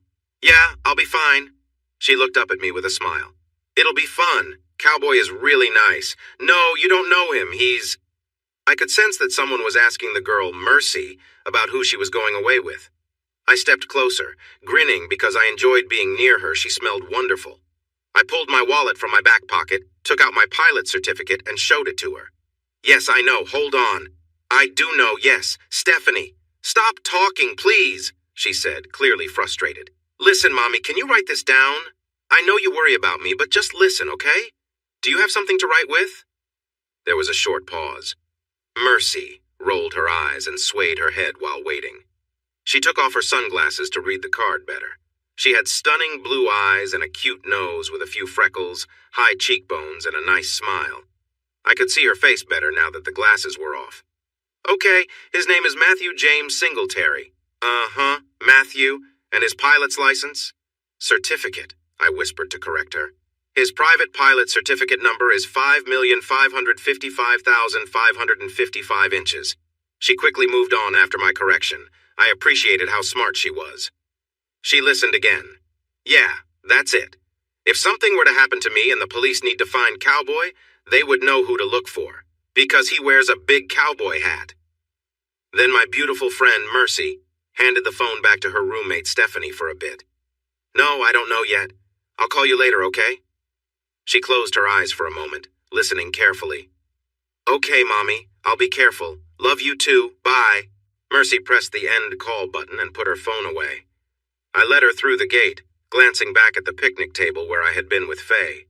She was gone, and I couldn't spot her right away among the crowd. I didn't search too hard. I was focused on putting Faye in a safe place in my thoughts. Mercy, do you always talk to your mom like that? I asked with a smile as I opened the gate. That was not my mom, she replied quickly. That was my roommate Stephanie, she explained. But sometimes she acts just like my mom. Well, that shows she cares, I said, closing the gate after she passed through. She calls me Mercy, Merci, because she heard my real mom call me that once. It's a short form of Mercedes, she told me. I thought about her name as we walked to the passenger door of the old Cessna 172. Mercedes, I said slowly, enjoying how it sounded as she got into the passenger seat. Do you mind if I call you Mercedes instead of Mercy? It's a lovely name. It seems unique and fits you well, I said as I closed the cockpit door for her. I didn't want to check if she was okay with me using her full name, but she didn't say anything, so it seemed fine. I took the blocks away from the left wheel, put them in the storage area, and shut the door. Then I climbed into my seat. I handed her the headset for the passenger side, set it to intercom, started the engine, and let it run for a few minutes while I adjusted my headset and chatted with her to test the intercom. I drove away from the fence on the big tires of the plane's landing gear, aimed the old aircraft into the wind, and pushed the throttle. In no time, we were in the air. One reason I loved this Cessna was how quick it was, and I turned in a wide circle to the right. Soon we were flying over Jesse's restaurant where a group of people had come with Faye. The young woman with dark hair was waving wildly at them from the right seat. I made a wider turn so they could see her and wave back. I straightened out for a moment, flying south. Then I turned around again and went over Jesse's place once more. I rocked the wings a few times as a goodbye and began to climb higher. I took a direction towards the ranch that my parents had left me. We should arrive in about 20 minutes. I leveled off at a safe height, avoiding any risks from birds but low enough to stay off radar. As we flew, we chatted. So, I said casually, if you don't mind me saying, miss, Mercedes, you're the first person I've met with such striking blue eyes. She looked at me quickly. Well, first of all, I'm not Hispanic or Latina, she replied with some heat, a slight frown on her face. My apologies, I responded while glancing her way. I didn't mean to upset you. She stared at me for a moment, then smiled. You are speaking with a proud Cheyenne maiden. The Cheyenne people are Native American, not Hispanic or Latino. I admired her features for a moment and smiled back. Okay, Miss Cheyenne Princess. In a history project, I read journals from mountain men of the early 1800s, and I didn't recall any mentioning blue-eyed Cheyenne maidens. I paused to check the instruments before refocusing on flying. So, come on, there must be some Celtic ancestry in your Cheyenne Princess background somewhere. Mercedes playfully stuck out her tongue, but she was clearly enjoying the conversation. All right, she said with a big grin. I might have a mom who's Irish on both sides of her family. Happy now? She joked. Ah, I said, trying to seem wise, or at least close to it. So Dad found a lost Irish girl wandering around in Cheyenne, Wyoming, huh? Nope. Philadelphia, she shot back.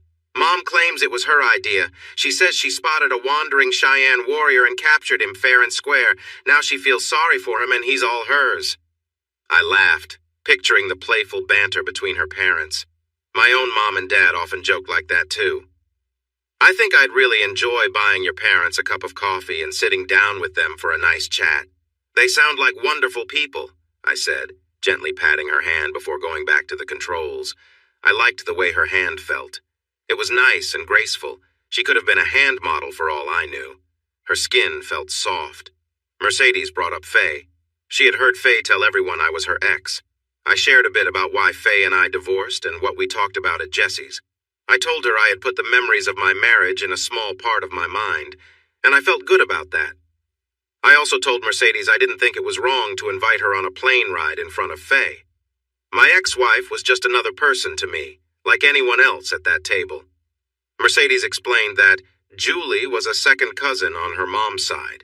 Julie had invited her and Stephanie to Texas for a little getaway before their dance troupe prepared for a fall and winter tour in Europe. Julie, she said, worked with Faye but didn't know her well. I admitted I didn't know Faye very well either, and we moved on from that topic. Mercedes asked how I learned to fly, and I told her about my Uncle Jake, how he had taught me the basics and helped me fly solo when I was just 15. Flying became one of my favorite hobbies. We then talked about anything that popped into our heads. My navigation was spot on. In fact, the ranch appeared on the horizon much sooner than I expected. I was having a great time talking with this nice, Cheyenne girl. I lined up with the familiar stretch of land I used as a runway and explained to Mercedes how we go downwind and upwind. After we flew downwind and made a sharp turn to the right, I carefully landed the old Cessna smoothly on the runway. I then taxied close to the big barn where we stored the wheel chocks and tie-downs.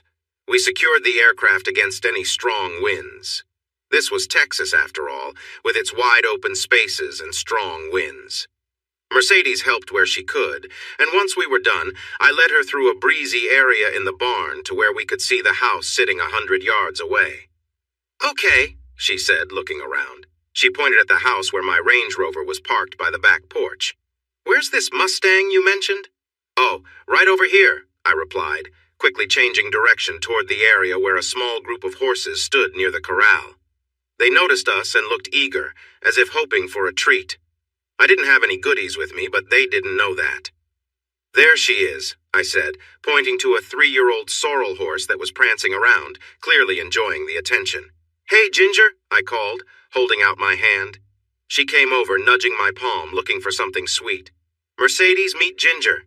Ginger, this is Miss Mercedes, our Cheyenne warrior princess and a really nice person." I introduced them. Ginger tossed her head and sniffed. Meanwhile, Mercedes was trying to hold back her laughter. "What's funny?" I asked, puzzled. I quickly checked myself to make sure everything was in place, but there was nothing out of the ordinary. "I thought you said you had a Mustang," she explained, giggling. "I do," I said. "That's her. She was running free with a small herd in Nevada before she was captured a couple of years ago. I'm not sure how she made it down here, but she's a true Mustang. There aren't many left anymore." Mercedes giggled again. "I thought you meant a Mustang, like a car. You know, vroom, vroom," she said, making car noises. I laughed. "Not at all. Why did you think I wanted to see you on her, like riding her?" "I thought that's just how cowboys talked," she admitted with a smile. I couldn't help but smile back. I appreciated her sense of humor and that she wasn't easily offended. I really liked that about her. "Nah," I said, "but I would love to see you riding her fast with your beautiful hair flowing behind you." Then I had a thought. "You do ride, right, Cheyenne Maiden?" I asked. She had mentioned being from Philadelphia on the flight, and I wondered if many women there had ever been on a horse. "I do," she replied with a big smile. "I spent summer vacations with Grandpa running elk, you know," she explained. "But I'm not going on a ride in these," she said with a frown, looking down at her shorts. "They would be too uncomfortable. I wouldn't be able to walk for a long time." That was true. She would definitely be uncomfortable, and I completely agreed with her decision not to ride in those shorts. I didn't want her to feel that way at all. So riding in that outfit wasn't an option. I thought for a moment. There had to be a way to solve this problem. An idea was in my head, but I couldn't quite catch it. I decided to let it go for now. I smiled at her, feeling a warm connection. I was starting to really like her playful smile. Then a thought came to me. "What is your Cheyenne name?" I asked, curious. She glanced at me quickly to see if I was serious. When she saw I really wanted to know, she smiled.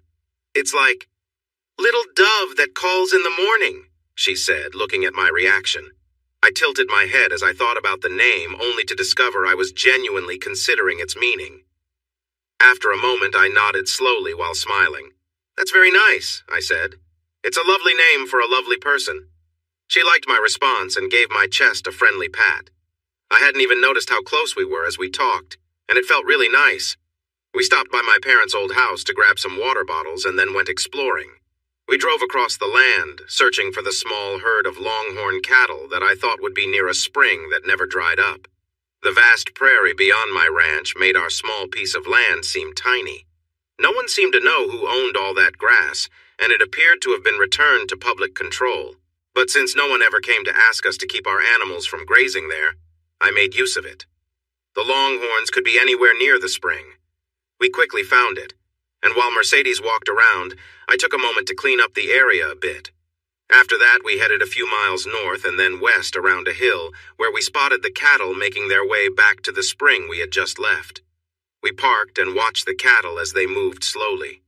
Mercedes was amazed by how wide the horns were on those animals. To keep the conversation going, I shared some facts about longhorn cattle and a bit about the history of the area, including some old ruins near the hill. She expressed interest in seeing the ruins someday. I promised I would take her. I told her about the buffalo, but they were far away, probably in another direction since they didn't get along with the longhorns. The afternoon was getting late. We started back to the house, talking about different things, nothing special, just friendly chatting. The shadows grew longer as we arrived back at the old homestead. I drove around the house, showing her the swimming pool and jacuzzi in the backyard. Then we drove a short way down the hill towards the county road so I could show Mercedes the little house where my parents let me live from when I was 15 until I went to college. I also pointed out the field nearby. It was now overgrown and the plowed lines were almost flat. I shared with her how I had walked across that field many times as a kid. When I got older, I began to run across it to stay active, and I was sure I got my exercise just from walking back and forth. When we reached the front porch of the main house, I turned off the engine but didn't open my door right away. "Ah, Mercedes, I really don't want to take you back to town. I'm having the best time with you. But I don't want you to feel stuck here or anything, so if you'd prefer, we can head back to town. I could have you home in time for dinner." She looked at me for a moment, searching my eyes. "What do you want to do?" she asked. "I want to fire up the grill and make you steak and salad for dinner," I replied quickly. "Then maybe we'll swim in the pool and later look up at the stars when it gets dark while we hear the coyotes howling," I said all at once. Mercedes studied my face and then smiled softly. She turned to reach into her back pocket for her phone. "Stevie," she said. "Hi, just so you know, I'm not coming back tonight, okay? Yeah, I'm staying out here at the ranch. I don't know, maybe tomorrow, or the next day. Everything is good. I'll call you tomorrow. Bye." She turned back to me. "Cowboy Matt," she said earnestly. "I really need to find that nice bathroom you showed me earlier." I was starting to really like her smile. "Of course," I replied, grabbing the door handle. "Last one inside has to wait," I yelled playfully. She laughed and tried to get her door open. We hurried up the 4 big steps to the porch, and I pushed the door open as fast as I could. She was giggling while trying to grab my arm or anything to slow me down, but I had the advantage. I reached the downstairs bathroom first, but quickly dashed down the hall to run upstairs to the bigger bathroom. I grew up with the saying, "ladies before gentlemen," and I followed it or my mom would give me a hard time. I heard the bathroom door slam downstairs, and then there was silence. I was focused on getting my jeans undone.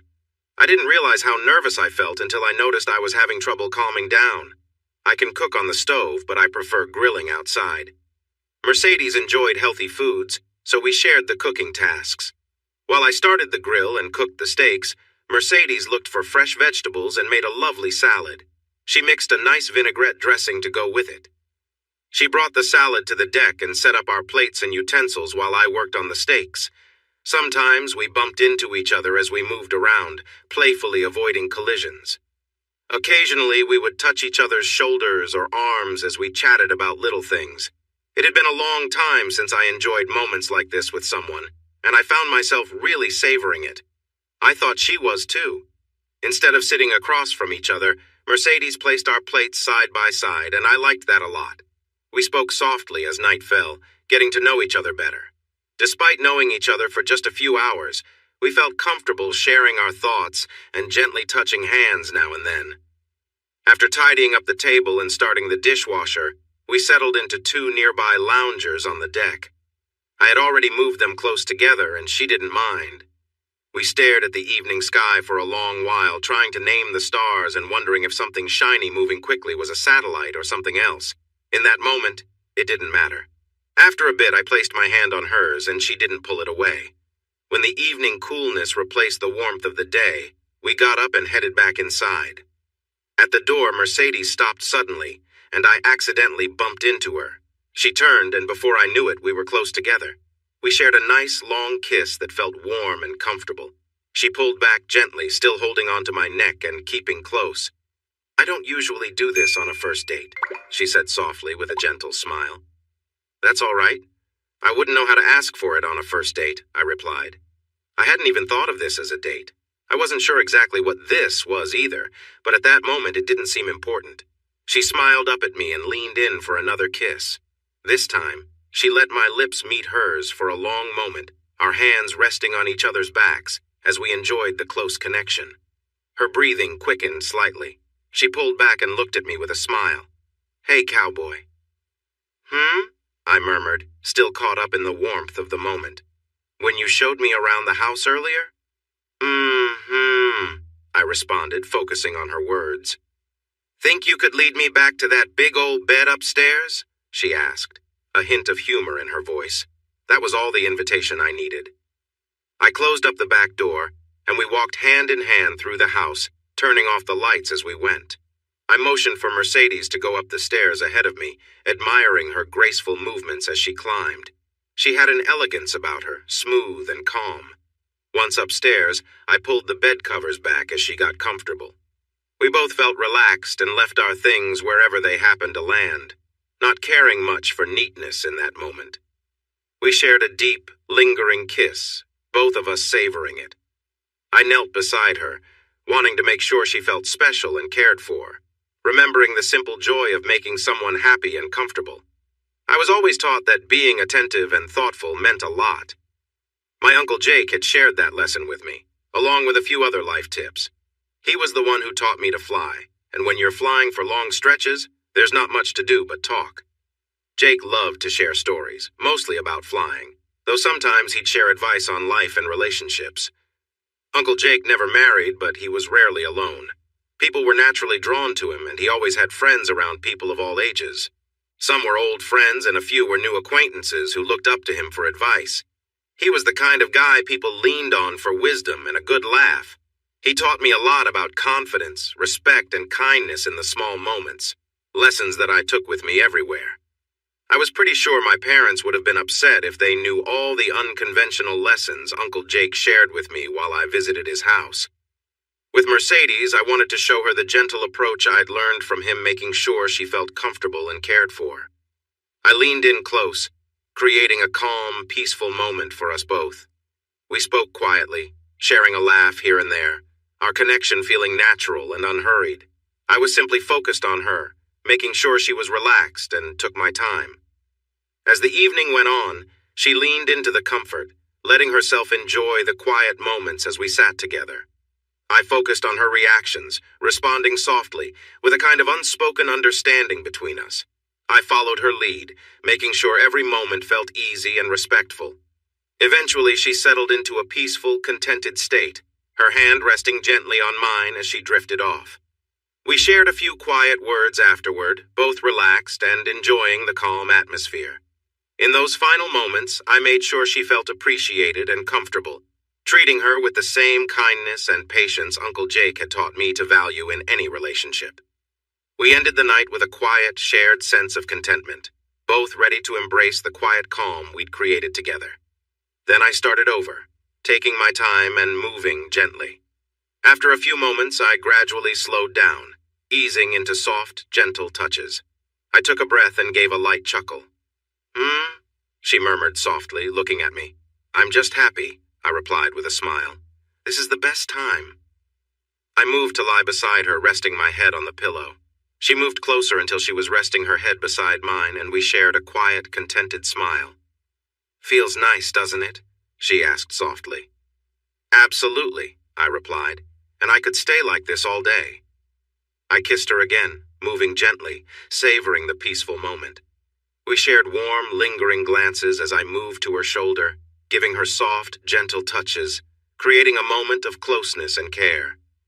As I gently kissed her shoulder, her hand rested lightly on mine. We both enjoyed the quiet, the connection unspoken but understood. Time passed in a calm rhythm, both of us comfortable and relaxed. After a while, she sighed contentedly, and I gently tucked a pillow under her to make her comfortable. We shared a final relaxed moment together before I lay back, both of us content with the shared warmth and calmness we'd created. We stayed that way for a long while, quiet and happy in each other's company, letting the peace of the moment settle over us. As we finally relaxed, we shared one more glance, feeling connected and close, grateful for the quiet happiness we'd found together. Lying next to her, I gently ran my hand from her shoulder down her arm and as far along her leg as I could reach. She caught her breath here and there, her body lightly shivering now and then as we relaxed together. She eventually placed her hand on my chest, holding my hand in hers and moving slightly closer until her head rested comfortably on my shoulder. With a small smile, she patted my chest in a warm, friendly way. "If you tell anyone, I'll deny every word," she murmured playfully. "But I need a break, I'm nearly worn out." She shifted a little, adjusting her position with a contented sigh before she settled down again, fully relaxed. "I didn't do a thing," I said innocently. She laughed a light, happy sound. "Maybe I was just a bit too comfortable," she said, smiling to herself. We lay there together, resting, chatting softly, and sharing a comfortable, easy connection. "So why didn't you and your ex-wife share this kind of closeness?" she asked after a while. "Hey now," I replied. I tried every chance I got, whether it was a few times a week or more when she was willing." I smiled. She was quiet, thinking. "Then maybe she didn't realize what she had," she answered with a small laugh. I laughed back. "Well, just so you know, I'm really enjoying getting to know you." She considered that with a grin. "Well, you're finally catching on, cowboy," she said warmly. We shared a playful moment, leading to a bit of gentle laughter, each of us just enjoying the time together. When I woke the next morning, her soft, dark hair rested across my chest, her head nestled against my shoulder with her legs gently intertwined with mine. Earlier, as dawn broke, she had wrapped herself close, letting us share a peaceful closeness. Her gentle breathing against my shoulder felt warm and calm, a connection I hadn't felt in a long time. I'd dated here and there since the divorce, but with Mercedes I felt something genuine. She stirred slightly and I kissed her forehead gently. She murmured, comfortable and content. She lifted her head and leaned in for a sweet kiss. "Ouch," she said, looking uncomfortable. "What's wrong?" I asked. "I'm lying on my hair," she explained with a laugh. "I got tangled up and can't get up." We untangled ourselves and found her hair that had gotten caught underneath us during the night. She sat up and pushed her hair back. "Easy there," she said playfully when she noticed my gaze. But she smiled brightly. She said with determination, "really need a shower, cowboy." "Well, as luck would have it," I replied. "So do I." And she hopped off the bed and danced around to me, reaching out her hand. We hurried into the large bathroom that had belonged to my parents. She playfully stopped me from exploring while we showered, saying if we started, we'd be in there all day and she was too hungry for that. Later, I won her over by carefully washing her long, lovely hair. Afterward, I brushed it out gently. She was content by the time I finished. For breakfast, we enjoyed bacon and scrambled eggs with toast and jam.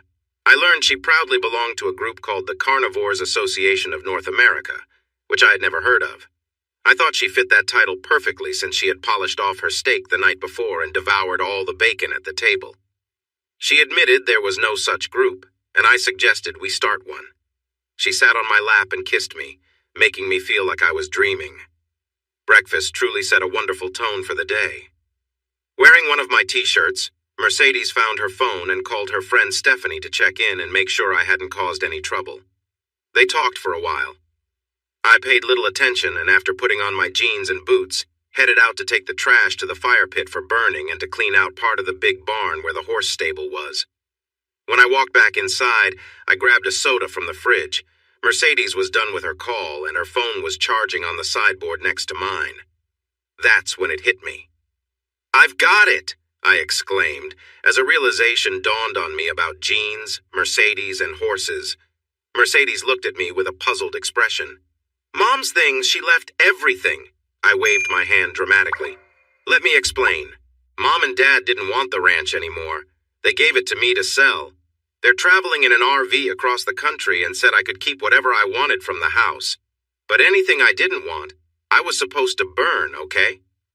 Mercedes nodded to show she understood my short version of events. And some of my mom's things, they're all clean and here like a couple of blue jeans.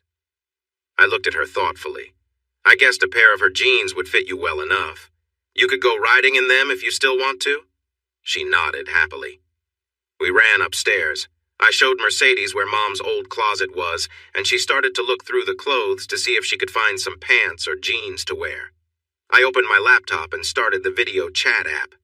Just to be polite, I wanted to ask Mom if we could borrow the jeans, and I needed to call them anyway. Hi, sweetie, Mom said when we connected. I've been thinking of you. How are things going? Just fine, Mom. Sold Chip and Tattler last week. They were two of our horses. And I think I have a buyer for the buffalo. I won't know for a few days if it's a deal or not. Other than that, most of the farm machinery is sold, and things are going pretty well. How are you all doing? I heard some soft giggles from Mom's closet and a couple of light thuds. I looked around to see Mercedes pulling a large box out of the closet. I went back to listening to Mom as she talked about the Meteor Crater National Landmark and mentioned Winslow, Arizona being in a song. After a moment, I told her it was in a song by the Eagles called Take It Easy, and when it came out, she was excited. I didn't mention that I quickly found that info online to seem smart, even though I was just as curious as Mom at first. Mercedes caught my attention, holding something up that I guessed she found in the closet. I looked and was surprised. In her right hand, Mercedes was holding a pair of fur-lined handcuffs, and in her left, a matching set of cuffs for the ankles. I took the handcuffs from her. Mom, I asked, what are these? I held them up so she could see. I noticed the key to unlock them was taped to a length of chain. I let the cuffs hang in front of the laptop's camera. Dang it, Tom, I thought you cleaned out the closet, Mom said firmly, looking off screen. Nope, Dad replied simply. You said you would get your box and put it in the RV, remember? Mom turned back and pursed her lips. Well, sweetie, she said carefully, sometimes parents have things they enjoy doing together. I interrupted. Mom, I know about that all right. I couldn't help but grin. So, what's the story behind these? She took a deep breath, looking like she was searching for the right words. Finally, she shrugged. Matt, honey, your dad and I, we're older than you. I'm glad we're still here. She smiled widely, clearly amused. And we really enjoy our fun, right? Mercedes handed me a unique harness. I blinked and held it up for the laptop camera. And what is this, Mom? I asked. Mom took a deep breath. Well, you see, she began. She looked a bit annoyed, probably thinking about Dad. Tom, you should have reminded me about the box. She didn't seem to expect an answer. So, sweetie, maybe on his birthday? Your dad might have a special evening if one of my friends comes over for, you know. That was a bit too much detail, but I was having a great time teasing my mom. I was beginning to realize there were things about my parents I never knew. On the other hand, I could tell they were quite a lively and loving couple, and adventurous too. I suddenly remembered something. Oh no, you mean like when Aunt Janet visited and stayed over? I asked. Aunt Janet was just a close friend of my mom's, but maybe they were closer than I thought. Mom hesitated. She didn't really say yes, but her silence didn't sound like a no either. Wow, I couldn't believe it. So, when you sent me to my cabin on Dad's birthday, you guys were... Don't be rude, Matthew, Mom said, sounding serious. I promise, Mom, I replied. But why? Because I have a rule, boy. When your dad enjoys himself, I do too. I didn't say anything more. My mind was racing. Hi, sweetie, Mom called out. I was puzzled about what she was planning. She had already greeted me. Is my son treating you well? She asked. Why don't you introduce us, Matthew? She continued, clearly addressing me. I was confused. Mercedes wasn't in the camera view and was being quietly, so Mom shouldn't have known anyone was there with me. Son? Mom said with a hint of disapproval. You do remember my big mirror is behind you, right? I turned to look. There it was, the old full-length mirror Mom kept in the room. Mercedes was standing there, and in the reflection, I saw her checking out something. I casually adjusted my t-shirt to cover up the view. I sighed. Things were getting tricky. "Mom, say hello to Mercedes. Mercedes, this is my mom," I said, making the introductions. Mercedes waved at the mirror, then turned toward me so the camera could see her. "Hi, Mrs. Singletary," she said cheerfully. Mom laughed. "Sweetheart, after the talk you've been listening to, we can skip the formalities. Just call me Leah." "Just like in Star Wars," Mom said happily. She was smiling brightly. "Okay, Leah," Mercedes said quickly. "I think it's nice how you and your son can talk so openly. It's wonderful." They chatted for a while, and I started to tune them out. I wasn't sure if my mom noticed my hand resting on Mercedes's thigh, but I wondered if I still needed to hide it. It was a strange morning. Then I saw my dad come into view briefly. He greeted Mercedes before disappearing from sight, just the back of his head going down. My mom leaned back a little, grasped the table edge, then came forward again. I was confused for a moment. "Mom, Dad, My mom looked at me playfully. "Honey, you don't think you're the only one Uncle Jake has helped, do you?" she said with a sweet tone. She gasped and leaned forward again. I was shocked. Did my mom know Uncle Jake had taught me everything I knew? What about the other things I learned from his girlfriends? "Sugar, I need to go now, okay?" Mom said unsteadily. Her eyes wandered to Mercedes.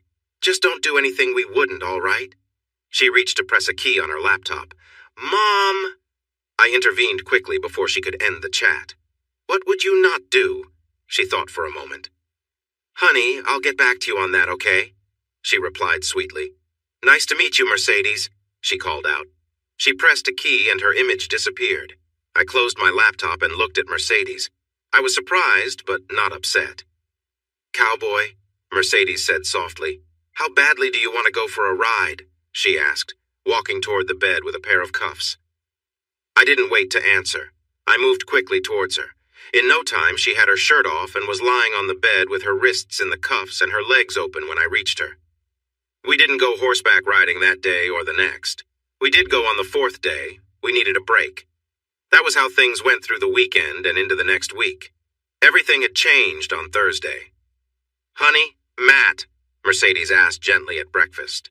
She had been quiet since we woke up, and I could tell something was on her mind. "Uh-huh," I responded calmly, preparing for whatever was bothering her. "You know Stephanie, right?" "I do. Well, I don't know her well, but I know who you mean."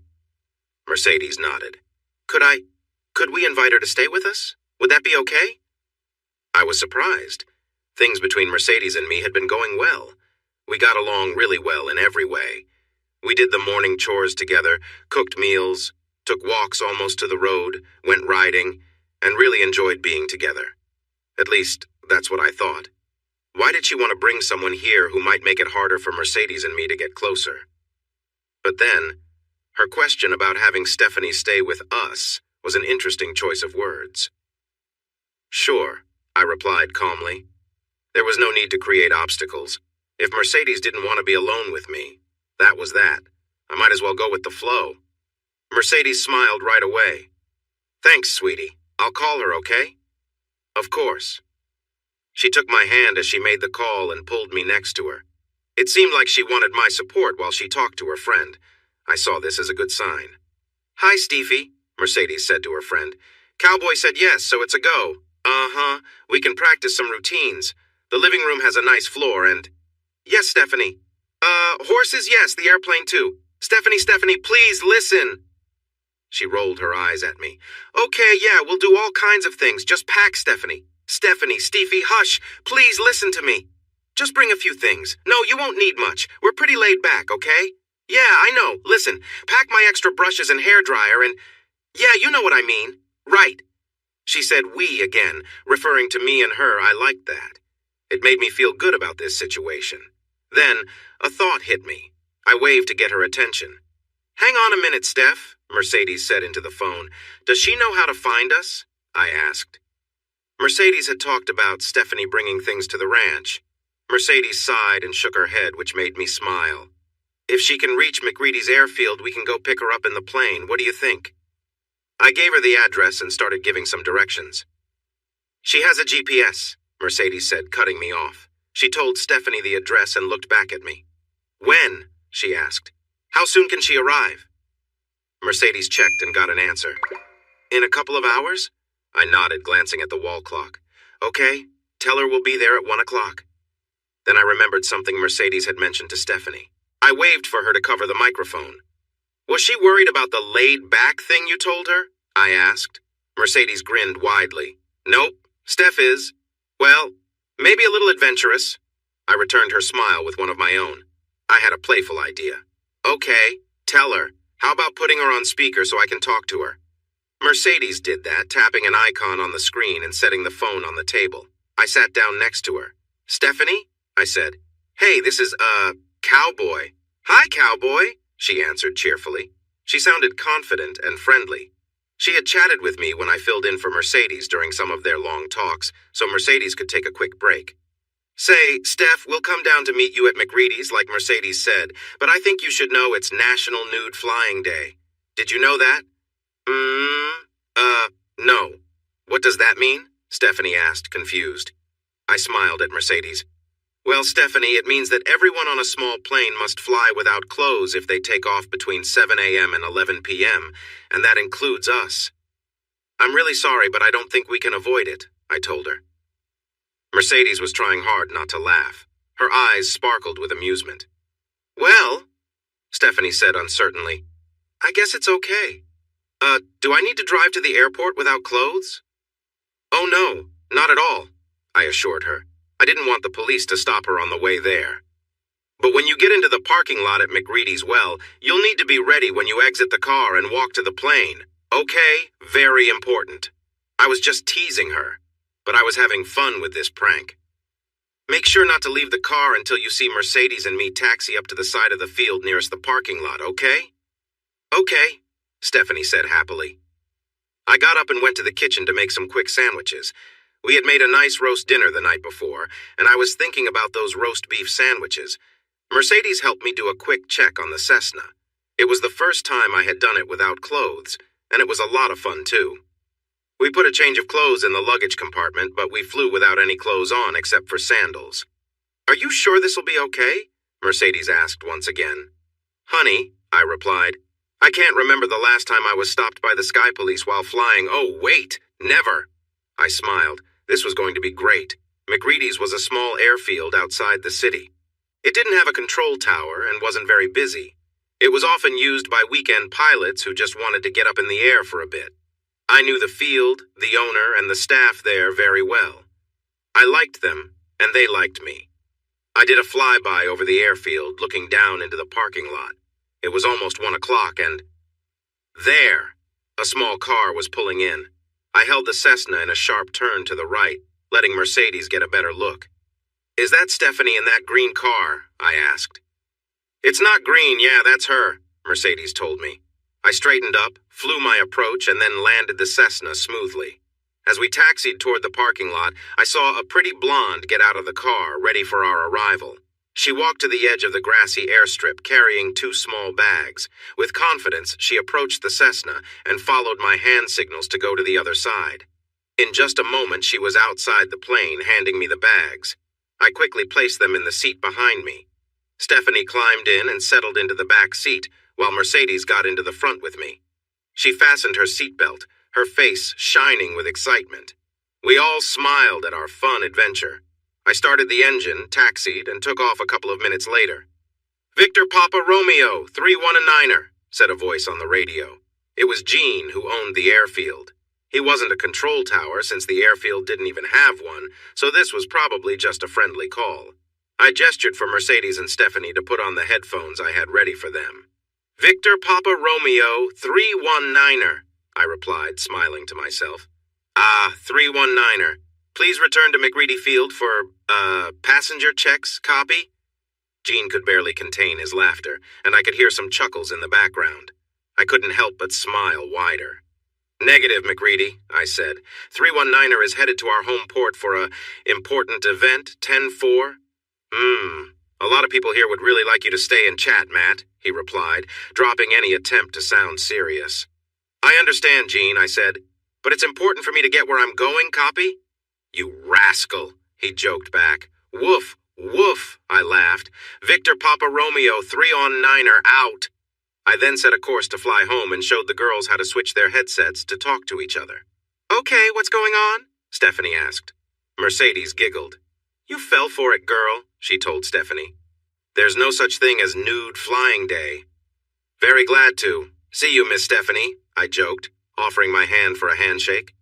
Ang, Stephanie said, playfully swatting my hand away. Just like that man said, you rascal. But her tone didn't sound upset. Mercedes had mentioned that Stephanie was sometimes a bit bold, and that seemed true. She had a lively personality and long legs and blonde hair styled nicely. One thing I found puzzling was that Mercedes had mentioned earlier that Stephanie was a lesbian, but then added, at least Stephanie thinks she is. Stephanie seemed pretty comfortable, so I wasn't sure what to think. I felt confused, but didn't dwell on it too much. I was enjoying the company of two young women. They were both very comfortable being themselves. I felt really happy in that moment. We spent the afternoon showing Stephanie around the house and yard. We introduced her to Ginger and my horse, whom my dad named Hoss a long time ago. I also suggested a lovely chestnut horse for her to ride if we all went out together. Most of the day was spent by the pool, where the two girls shared stories about their lives.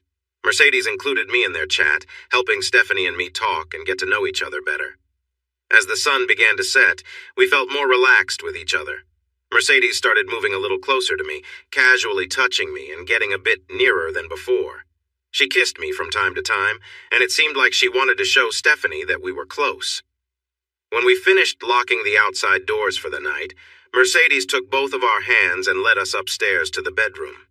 There had not been any talk about what would happen next, but it seemed clear that the two women had an idea in mind from the moment Stephanie arrived. I didn't say anything to disagree. As we entered the room, Mercedes whispered in my ear, "Remember, she thinks she's a lesbian, okay?" Mercedes had mentioned this before, but I wasn't sure what that meant. I wondered if she wanted me to pay attention to the word thinks. I decided to see how things went.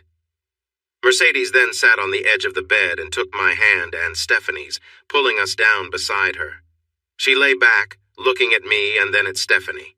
She let go of our hands and rested her fingers on the bedding. "Please, I want you both," she said softly. Stephanie looked at me over Mercedes and I looked back at her. "Steffi, would you help me with Mercedes?" I asked gently. I was a little nervous because I'd heard Mercedes call her that name, but I wasn't sure how Stephanie would feel if I did. Stephanie thought for a moment, then nodded slightly and leaned in closer to Mercedes. Mercedes rested comfortably beside me as I gently held her, focused on making her feel relaxed and supported. I could tell by her breathing that she was deeply at ease, and we shared a peaceful closeness, both content. Stevie was nearby, offering her own gentle care for Mercedes, as we all enjoyed the moment, each of us simply happy to be there. Mercedes looked at me, giving a small smile, which I returned, appreciating the warmth in her gaze. We all shared an unspoken understanding, each contributing to the calming atmosphere that filled the room. "Matt," Mercedes whispered quietly, her voice filled with appreciation. I held her hand, and we continued to share a few more gentle moments together. I didn't look directly at Steffi, respecting the quiet understanding between us all. We each took turns creating a warm, comforting environment for Mercedes, a light-hearted sense of trust building among us. Mercedes rested, and her smile told me that she was at peace, grateful for the comfort and care we all shared. Our focus was on being there for one another, and it created a bond that made the moment feel uniquely special. In time, we found an easy rhythm of support, each person doing their part to create a sense of calm and happiness. We all felt connected in our shared goal, to make Mercedes feel valued, peaceful, and content. There was no rush. We simply let the natural rhythm of care and friendship guide us, allowing us all to rest comfortably, with Mercedes happy and surrounded by the friends who truly cared for her. Mercedes and I shared a quiet, close moment together, our laughter light as we relaxed beside each other. She reached over, giving me a reassuring pat before leaning back with a contented smile. After a moment, She gently wrapped her arm around Stevie, pulling her closer between us. "Matt," Mercedes said softly, "show Stevie some kindness, all right?" I understood her meaning. She felt Stevie could use the same gentle care and attention Mercedes had experienced, and so I agreed. Together, we created a calm, comforting space around Stevie. We exchanged warm glances, each of us helping to make sure Stevie felt valued and supported, as we took turns offering her quiet words of encouragement. Mercedes chuckled softly. "Stevie, relax and enjoy," she whispered with a smile. Her tone was lighthearted, and she gave Stevie an encouraging nod. Following Mercedes' lead, I shared a few gentle touches, noticing that Stevie began to relax. We all took our time, creating a peaceful, connected atmosphere, one of trust and ease. Stevie sighed contentedly and gave me a thankful smile as Mercedes offered quiet encouragement. In this calm environment, I stayed attentive, showing support and taking each moment slowly. Mercedes noticed and placed a pillow beneath Stevie for added comfort, making sure she felt cared for. We shared a few more gentle moments as Stevie began to breathe more evenly, clearly at ease. Eventually, I leaned back, sharing a soft look with Mercedes, both of us proud to see Stevie so at peace. We all shared a final smile together, feeling relaxed and happy in each other's company. We kept the mood light, each of us taking joy in the shared friendship and calm connection that filled the room. Her hands were gently holding my shoulders. She wrapped her arms around my waist, drawing me closer to her.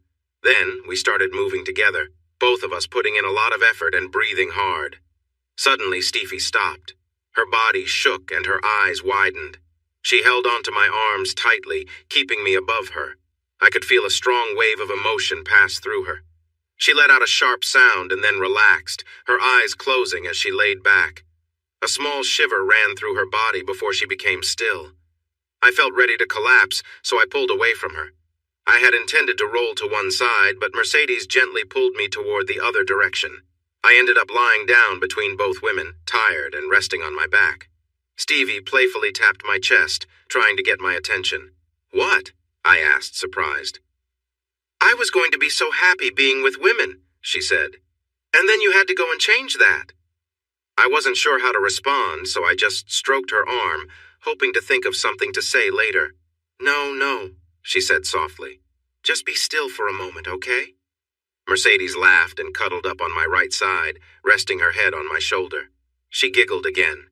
"I had to stop him from touching me the first night we were together too," she said to Stevie. They both started giggling at the memory.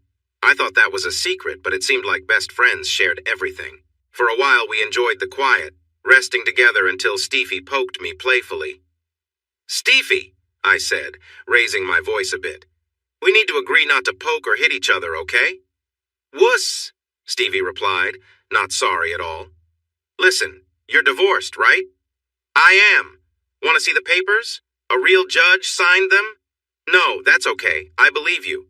But Mercedes said it was because your wife was involved with another woman and a guy, right?" "Yep," I told her. "But we just did something similar and you didn't seem to think it was wrong. What's the deal?" "This is different," I explained. "None of us is married, and that makes a difference." I added, "Stevie, it wasn't about what they did.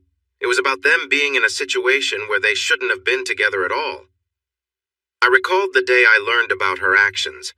They weren't supposed to be fooling around in the first place, no matter what kind of fun they were having. My wife made a promise to forsake all others, and I did too. It's right there in our wedding vows. What we just did is different. I get that it's the same type of fun, but none of us is married. None of us is in another relationship as far as I know. The girls both shook their heads. "So none of us has committed to anyone else. None of us is exclusive with anyone else, right?" I concluded. "Do you see where I'm coming from, Stephanie?" I asked a bit nervously. "Yeah," she replied.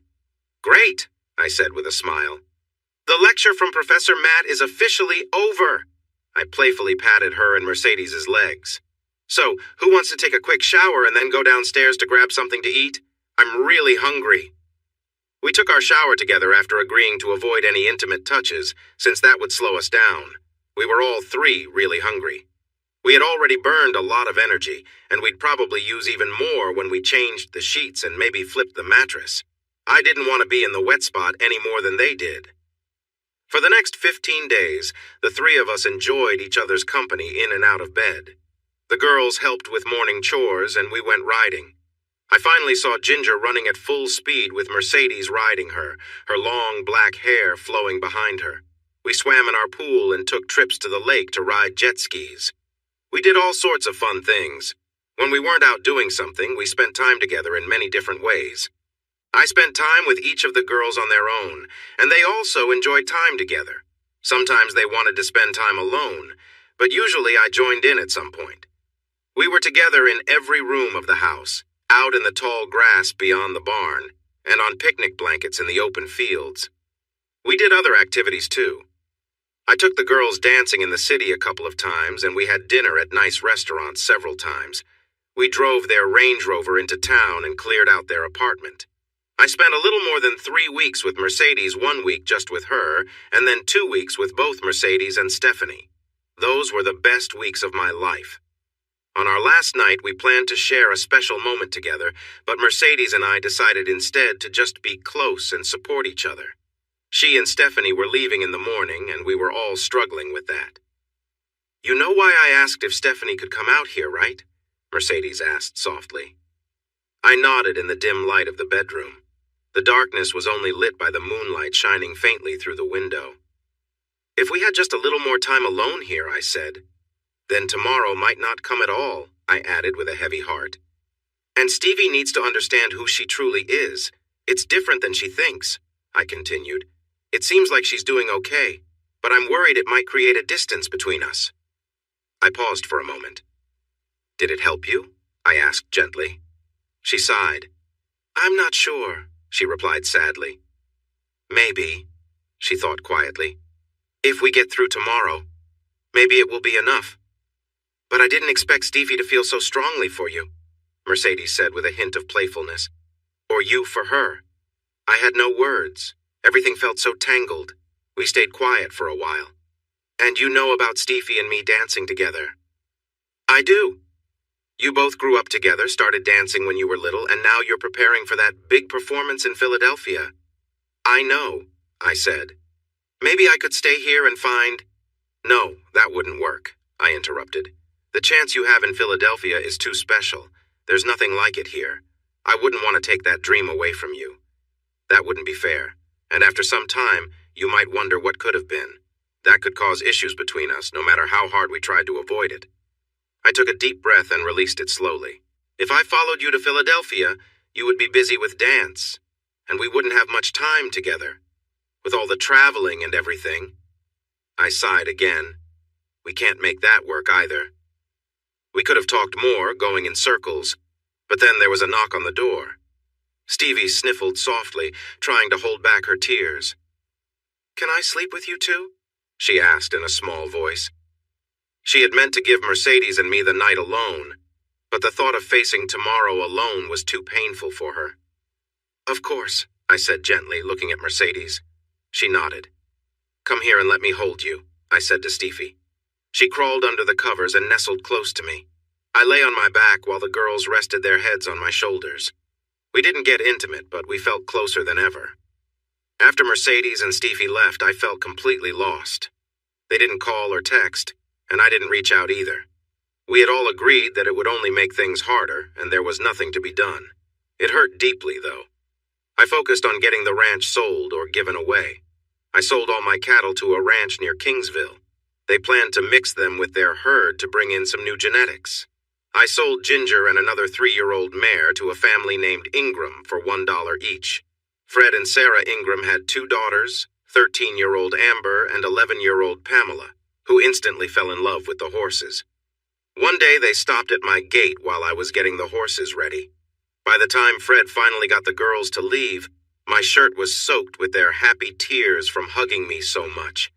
It warmed my heart to see them so joyful. The rest of the horses sold quickly, and I sold the buffalo to a rancher in Colorado who already had some there. I also sent the remaining farm vehicles to an auction in the next county, and they sold fast too. That wrapped up my selling. I gave Uncle Jake's old Cessna 172 to Gene McReady for his pilot training program.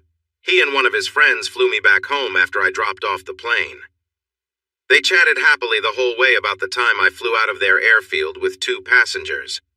I didn't invite them into the house when we got to the ranch because I was tired of discussing that day. I wanted to forget about Mercedes and Stephanie. I drained the pool and filled it with rocks and soil to keep animals from falling in. Then I searched the house for any items that someone might want, checking several times to ensure I didn't miss anything Mom might have left behind. I got all the permits I needed for a controlled burn and set fire to the old ranch house and the small house where I lived as a teenager. The local volunteer fire department was on standby while the houses burned.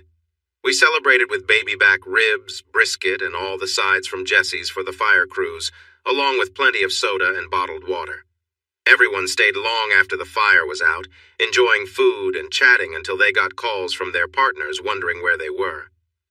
That night, I stayed at a motel, feeling disconnected from everything that had tied me here. The next morning, I headed for California. My parents were on their way to Yosemite, and I planned to meet them there for a short visit. It probably looked a bit funny, a 30-year-old man visiting his parents at a campsite in the woods. Hey everyone! Thanks for watching. Don't forget to subscribe and turn on notifications so you won't miss any of the exciting stories we have coming up. What do you think about the characters in this story? Let us know in the comments. We'd love to hear from you.